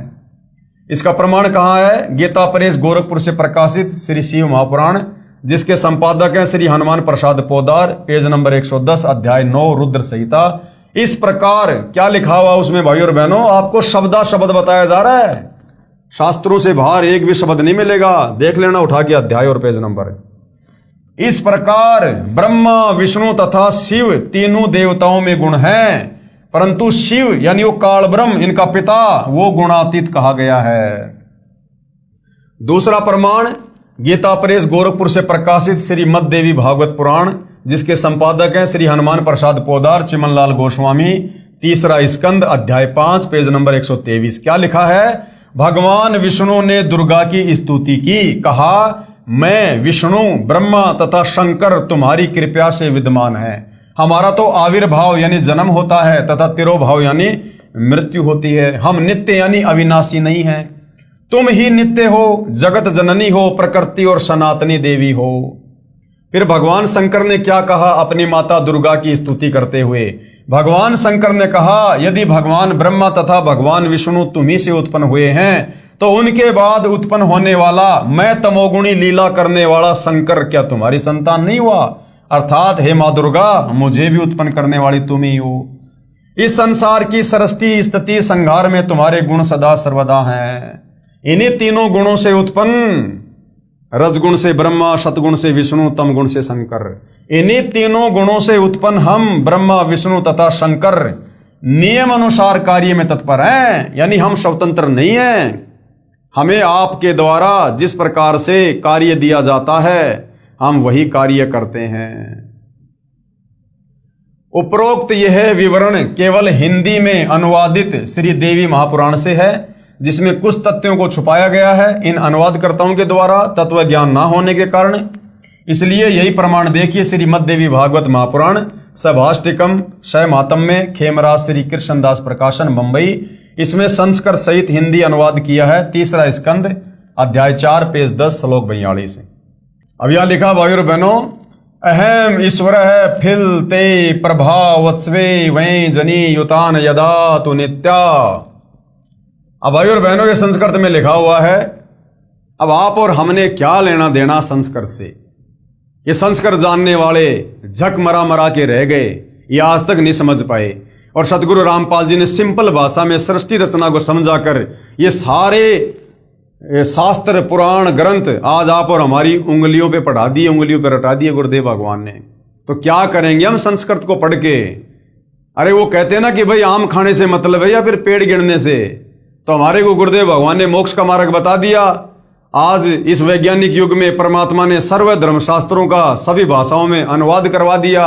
इन्हीं अनुवादकर्ताओं ने संस्कृत से हिंदी में अनुवाद कर दिया और गुरुदेव भगवान ने हमें समझा दिया। बात हमारे समझ में आ गई। काल के किस ब्रह्मांड से बाहर निकलने का रास्ता मिल गया। अब संस्कृत पढ़ के, अंग्रेजी पढ़ के, जापानी पढ़ के हमने क्या करना? ये संस्कृत पढ़ने वाले ये सर मार मार के रह गए, आज तक नहीं समझ पाए। तो हमने तो मूल वस्तु को पकड़ना भाई और बहनों, संस्कृत से कोई लेना देना नहीं हमने। तो दास तो वैसे आपको बोल के सुना रहा है जैसा लिखा हुआ, बाकी हमें नहीं पता इसका संस्कृत वंस्कृत का। अन्य सुरा सतमख प्रमुखा च नित्या नित्या तमेव जननी प्रकृति पुराणा। हिंदी अनुवाद। हे मात, ब्रह्मा मैं तथा शिव तुम्हारे ही प्रभाव से जन्मवान हैं। विष्णु जी क्या कह रहे हैं अपनी माँ दुर्गा को कि हे माँ दुर्गा, ब्रह्मा मैं यानी विष्णु तथा शिव तुम्हारे प्रभाव से जन्मवान है। हमारा तो आपसे जन्म हुआ है। हम नित्य नहीं है अर्थात अविनाशी नहीं है। फिर अन्य इंद्रादि दूसरे देवता किस प्रकार नित्य हो सकते हैं जब हम तीनों प्रधान देवता ब्रह्मा विष्णु महेश ही जन्म और मृत्यु में हैं? तो फिर ये इंद्र और ये अन्य 33 करोड़ देवी देवता कहां से ये अविनाशी होंगे? ये भी जन्म और मरण में है। तुम ही अविनाशी हो जितना विष्णु जी को ज्ञान है, प्रकृति तथा सनातनी देवी हो। आगे पेज नंबर 11-12 अध्याय 5 श्लोक 8। यदि दया धर्मना नय सदा अंबिके कथ अहम विहित च तमोगुण कमल जय रजोगुण संभव सुविहित किमु शतोगुण हरि। अब गुरुदेव भगवान ने बार बार बोल के आप और हमारे को तोते की तरह रटा दिया। गुरुदेव भगवान से सुन के हम भी गुरुदेव भगवान की तरह बोलने लग गए। कीट न जाने भृंग को यूं गुरु कर ले आप समान। यदि दया द्रमना नय सदा अंबिके कथ अहम विहित च तमोगुण कमल जस्य रजोगुण संभव सुविहित किम शतोगुण हरि। अब अनुवाद से मतलब है जो गुरुदेव भगवान ने किया है कति काटे का। भगवान शंकर बोले हे मात, यदि हमारे ऊपर आप दया युक्त हो। अब शंकर क्या कह रहा है दुर्गा से, हे मां यदि आप हमारे से इतना लाड प्यार करती हो तो मेरे को तमोगुणी क्यों बना दिया? मेरे को ऐसे भयंकर काम में क्यों लगा दिया, घटिया काम में क्यों लगा दिया जो लोगों को मार मार के मैं पता नहीं कहां जा रहे हैं। हे मात, यदि हमारे ऊपर आप दया युक्त हो तो मुझे तमोगुण क्यों बनाया? और कमल से उत्पन्न ब्रह्मा को रजोगुण किस लिए बनाया तथा विष्णु को शतगुण क्यों बनाया? अर्थात जीवों के जन्म मरण रूपी दुष्कर्म में क्यों लगाया? तो भैया वो दुर्गा है, वो सगी नहीं है। उसको भैया अपने पति काल का आदेश पालन करना पड़ता है। काल ने सबकी गर्दन दबा रखी है। यहां पर अपन सबको शतलोक से गुमराह करके ले आया और यहां अपने जाल में फंसा लिया। अब जैसा काल कहेगा वैसा ही करना पड़ेगा। कब तक? जब तक हमें तत्वदर्शी संत नहीं मिलेगा जिसके आगे ये काल भी थर थर कांपता है। श्लोक 12। रमये से स्वपति पुरुष सदा तवै गति न ही विह विदम शिवे। अपने पति पुरुष अर्थात काल भगवान के साथ सदा भोग विलास करती रहती हो। आपकी गति को कोई नहीं जानता। खुद कह रहे हैं भाई और बहनों ब्रह्मा विष्णु महेश। अब बताओ, अब और किसी की माने ना माने लेकिन अपने माँ और अपने बाप के बारे में खुद ब्रह्मा विष्णु महेश कह रहे हैं तो फिर मानना पड़ेगा। अब गुरुदेव भगवान निष्कर्ष दे रहे हैं। निष्कर्ष जो लोग ब्रह्मा विष्णु महेश की भक्ति तक सीमित है ना, उससे ऊपर किसी को मानते नहीं। जिनके विषय में गीता अध्याय 7 श्लोक 12 से 15 में खुद ये काल कह रहा है ब्रह्मा विष्णु महेश का पिता कि जिनकी बुद्धि ब्रह्मा विष्णु महेश तक सीमित है, यानी जो केवल ब्रह्मा विष्णु महेश की पूजा करते हैं, उससे ऊपर नहीं करते किसी की। कहते हैं वो तो राक्षस स्वभाव को धारण किए हुए मनुष्यों में नीच दूषित कर्म करने वाले मूर्ख। श्रीमद् भगवत गीता का ज्ञान भी इसी काल रूपी ब्रह्म ने श्री कृष्ण जी के शरीर में प्रेतवत प्रवेश करके बोला है। उपरोक्त पवित्र पुराणों ने प्रमाणित कर दिया कि प्रकृति दुर्गा को कहते हैं। गीता अध्याय 14 श्लोक नंबर 3, 4 और 5 इसमें प्रकृति शब्द है। तो ये जो प्रकृति है ये दुर्गा को कहते हैं। इन पुराणों से क्लियर हो गया।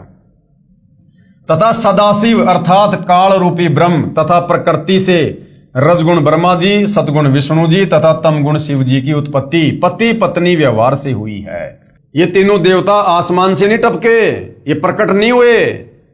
काल और दुर्गा ने मैथुन क्रिया करके, सेक्स करके, शारीरिक संबंध से, पति पत्नी व्यवहार से तीनों पुत्रों को एक एक गुण से युक्त करके उत्पन्न किया है, जन्म दिया है दुर्गा ने। इसी की साक्षी श्रीमद् भगवत गीता जी भी है। श्री गीता जी सर्व शास्त्रों का सार है, इसलिए इसमें संक्षिप्त विवरण सांकेतिक शब्दों में कोड वर्ड में है, जिसे तत्वदर्शी संत ही समझा सकता है। गीता अध्याय 4 श्लोक 34 काल कह रहा है कि भैया इस सृष्टि रचना का आदि और अंत मैं भी नहीं जानता, ये तो तुझे कोई तत्वदर्शी संत बताएगा। अब तत्वदर्शी संत कौन? स्वयं कबीर भगवान। अब कृपया प्रवेश करें पवित्र श्रीमद् भगवत गीता जी में। अध्याय 14 श्लोक 3 से 5 में पवित्र श्रीमद् भगवत गीता बोलने वाला काल श्री कृष्ण जी के शरीर में प्रेतवत प्रवेश करके कहा कि प्रकृति यानी दुर्गा तो मेरी पत्नी है और मैं ब्रह्म इसकी योनि में बीज स्थापना करता हूं जिससे सभी प्राणियों की उत्पत्ति होती है। मैं यानी काल सबका पिता तथा प्रकृति यानी दुर्गा सबकी माता कहलाती है। कहां? 21 ब्रह्मांड में। इस 21 ब्रह्मांड में काल और दुर्गा के अधीन जितने भी प्राणी हैं उन सब की उत्पत्ति पति पत्नी व्यवहार से काल और दुर्गा से होती है और अपने तीनों पुत्रों को एक एक गुण युक्त करके ये अपना सृष्टि क्रम चला रहे हैं। मैं यानी काल सर्व का पिता तथा प्रकृति यानी दुर्गा सबकी माता कहलाती है। प्रकृति यानी दुर्गा से उत्पन्न तीनों गुण रजगुण ब्रह्मा, सतगुण विष्णु, तम गुण शिव जी जीव आत्मा को कर्म आधार से शरीरों में बांधते हैं। अब बताओ ये ब्रह्मा विष्णु महेश तो हमें काल और दुर्गा के अधीन होकर कर्म बंधन में बांध के रखते हैं ताकि हम काल के जाल से ना छूट जाएं और हम इन्हीं की पूजा करके मुक्त होना चाहते हैं, मोक्ष प्राप्त करना चाहते हैं, कभी नहीं कर सकते। अर्थात ये तीनों ही सर्व प्राणियों को संस्कार के आधार से उत्पत्ति स्थिति तथा संहार करके फंसा कर रखते हैं। अध्याय 11 श्लोक 32 में कहा है कि मैं काल हूं। ये दुर्गा का पति काल, ब्रह्मा विष्णु महेश का पिता काल गीता ज्ञान देते समय श्री कृष्ण जी के शरीर में प्रेत की भांति प्रवेश करके क्या कह रहा है? अध्याय 11 श्लोक 32 मैं काल हूं, सर्व को खाने के लिए प्रकट हुआ हूं। अध्याय 11 श्लोक 21 में अर्जुन कह रहा है कि आप तो ऋषियों को भी खा रहे हो, देवताओं तथा सिद्ध भी आपके मंगल अर्थात रक्षा की याचना कर रहे हैं, वेदों के शत्रुओं द्वारा आपकी स्तुति कर रहे हैं, परंतु आप सबको खा रहे हो। यानी अर्जुन करा कि भगवान लोग तो आपसे भीख मांग रहे हैं जीवन की, आपकी महिमा कर रहे हैं और आप तो उनको भी खा रहे हो। कुछ आपकी दाढ़ी में लटके दिखाई देते हैं, कुछ आप में प्रवेश कर रहे हैं। तो भैया ये काल किसी को नहीं छोड़ता। जब ये अपने तीनों बेटे ब्रह्मा विष्णु महेश को नहीं छोड़ता, इनको भी तपस्या पे भून भून के खाता है, जब मनुष्य रूप में इनका शरीर छूटता है तो बताओ फिर औरों को क्या बख्शेंगे ये? इसलिए परमात्मा कहते हैं माया काली नागनी आपे जाए आपे खाए और कुंडली में छोड़े नहीं सो बातों की बात है। तो भाइयों और बहनों, आज आप और हमें बड़े परम सौभाग्य से कबीर परमेश्वर जी जो स्वयं धरती पर तत्वदर्शी संत के रूप में सतगुरु रामपाल जी के नाम से प्रकट हैं, उनकी शरण प्राप्त हुई है। ये कितना उलझा हुआ ज्ञान है इन शास्त्रों में, कहीं कहीं से उठाकर कबीर परमात्मा सतगुरु रामपाल जी कैसे कैसे आप और हमारे लिए सेट करके इस पवित्र पुस्तक ज्ञान गंगा में लिखे हैं ताकि हम समझ सकें, काल के जाल को समझ सकें, ब्रह्मा विष्णु महेश के षड्यंत्र को समझ सकें। जब ये ब्रह्मा विष्णु महेश खुद काल के षड्यंत्र में फंसे हुए हैं, इनको भी नहीं पता पूरी व्यवस्था का, एक ब्रह्मांड की रचना का नहीं पता, तो सोचो आम प्राणियों की आप और हमारी क्या औकात जो हम पूरी कंप्लीट सृष्टि रचना को समझ जाएं। तो ये कंप्लीट सृष्टि रचना कबीर परमात्मा ने आज सतगुरु रामपाल जी के नाम से प्रकट होकर स्वयं समझाई है। तो आज भाइयों और बहनों शुभ अवसर है, गोल्डन चांस है इस काल के भयंकर षड्यंत्र से बाहर निकलने का। अगर इस समय हम मौका चूक गए, दाव चूक गए और अपनी किसी कमजोरी के चलते अहंकार वश यदि हमने तत्वदर्शी संत सतगुरु रामपाल जी की शरण प्राप्त करके सत भक्ति नहीं की तो भाइयों और बहनों युगों युगों फिर लग 84 योनि में गधे कुत्ते सुअर कीट पतंग मक्खी मच्छर शेर भालू पता नहीं क्या क्या, और दुर्गति दुर्गति फिर दुर्गति दुर्गति, फिर भगवान भी जल्दी से नहीं संभालेगा क्योंकि आज भगवान हमें संभालने के लिए आया है और हम नहीं संभालेंगे फिर ये परमात्मा नहीं संभालेगा, फिर युगों युगों तक बहुत लंबा कष्ट हो जाएगा। तो भाई और बहनों थोड़ी सी मत कर लो, अपना आधा जीवन तो चला गया है, आधा सा शेष है, पूरे की कामना मत करो। मालिक कहते हैं जीवन तो थोड़ा ही भला जय सत सुमरण होए, लाख बरस का जीवना लेखत रहना कोई। अगर बात समझ में आ जाए, ज्ञान समझ में आ जाए, ये षड्यंत्र समझ में आ जाए काल का, तो सतगुरु रामपाल जी की भक्ति तन मन मन कर्म वचन से दिलो जान से दिन रात करके और यहां से फारिग होने की कोशिश करो। फिर वो सारे सुख, सारे ठाठ बाट, सारी मौज मस्ती, सारे भोग विलास फिर वो सतलोक में मिलेंगे। सतलोक में अखंड सुख, अखंड, वहां भी पति पत्नी है लेकिन वहां यहां की तरह मैथुन क्रिया नहीं है। यहाँ की मैथुन क्रिया में हम जो झूठा आनंद लेते हैं सेक्स करते समय, शतलोक में इससे करोड़ों गुणा ज्यादा उत्तम आनंद वहां पर एक दूसरे को देखने से आता, देखने से। और वहां का भोग विलास यहाँ के भोग विलास से करोड़ों अरबों गुणा ज्यादा श्रेष्ठ और उत्तम है, आनंददायक है। तो सब कुछ मिलेगा वहां पर, सब कुछ। जो गंदा सुख यहां पर काल हमें दे रहा है उलझाने के लिए, उससे करोड़ों अरबों गुणा ज्यादा परम आनंददायक सुख हमें शतलोक में मिलेगा। और फिर हमारे ऊपर कोई जो है वो कर्म नहीं लगेगा, कोई पाप नहीं लगेंगे, कोई चिंता नहीं, कोई टेंशन नहीं, कोई 3 गुण नहीं, कोई कुछ नहीं। अजरो अमर शरीर मिलेगा, निरोगी शरीर मिलेगा, ट्रांसपेरेंट शरीर मिलेगा, पारदर्शी शरीर। 16 सूर्य जितनी चमक है, सबके अपने महल हैं, ठाट बाट हैं। यहां तो एक मोटरसाइकिल, एक 4 व्हीलर के लिए आदमी पूरी जिंदगी गधे की तरह कमाता है, फिर भी वो किस्तों पे लेके आता है, फिर किस्तों की टेंशन। और वहां सबके पर्सनल विमान, बिना डीजल पेट्रोल के, बिना इंजन के, जो इच्छा करोगे वहीं जाएगा, वहीं उड़ेगा। वहां कोई एक्सीडेंट नहीं होता, पहाड़ों के अंदर से निकल जाओ चाहे। निःशुल्क खाना पीना रहना, सब कुछ परम आनंददायक। ना गर्मी, ना सर्दी, ना बरसात, एक रस मौसम, मीठी मीठी धुन, अनहद नाद बजता रहता है, मन को आनंदित करने वाला। तो भाई और बहनों, वहां के ठाट बाट तो अजब गजब हैं, जैसा गुरुदेव भगवान हमें बताते हैं। लेकिन मिलेंगे कब? जब पहले हम काल के भयंकर षड्यंत्र से परिचित होंगे, गुरुदेव के सत्संग सुनकर, पुस्तकों को पढ़कर। जब हम इस सारे उलझे हुए अज्ञान से परिचित होंगे और फिर गुरुदेव ने किस प्रकार से सुलझाकर हमें समझाया है, फिर हमारी भक्ति करने की रुचि बनेगी। जब काल के डर से भयभीत होकर हम सतलोक जाने की तरफ अग्रसर होंगे। भय बिना भक्ति नहीं होती, और भय बनेगा ज्ञान से कि रह गए तो फिर क्या बनेगा। देख लो, ब्रह्मा विष्णु महेश की चक्री बांध रखी है, आप और हमारी क्या औकात है। तो भाई और बहनों, सतगुरु रामपाल जी परमेश्वर जी ने आप और हमारे आत्म कल्याण के लिए कोई कसर नहीं छोड़ी है। अब यदि कमी रहेगी तो हम खुद ही अपने पैर पर एक कुल्हड़ा मार सकते हैं। बाकी भगवान ने तो दया करने में भाई छप्पर फाड़ रखा, छप्पर। बाकी भाई अपने अपने भाग, अपने अपने संस्कार, सकल पदार्थ हैं जगमाही, भाग बिना नर पावत नहीं। तो भाई और बहनों, आज के पवित्र ज्ञान गंगा पुस्तक पर बन रहे वीडियो की श्रृंखला में केवल इतना ही। कल परमेश्वर की सेवा में फिर हाजिर होंगे। तब तक गुरुदेव भगवान हम सबको आज्ञा दे, आशीर्वाद दे, सद्बुद्धि दे, मार्गदर्शन करे। बंदी छोड़ सतगुरु रामपाल जी परमेश्वर जी की जय हो।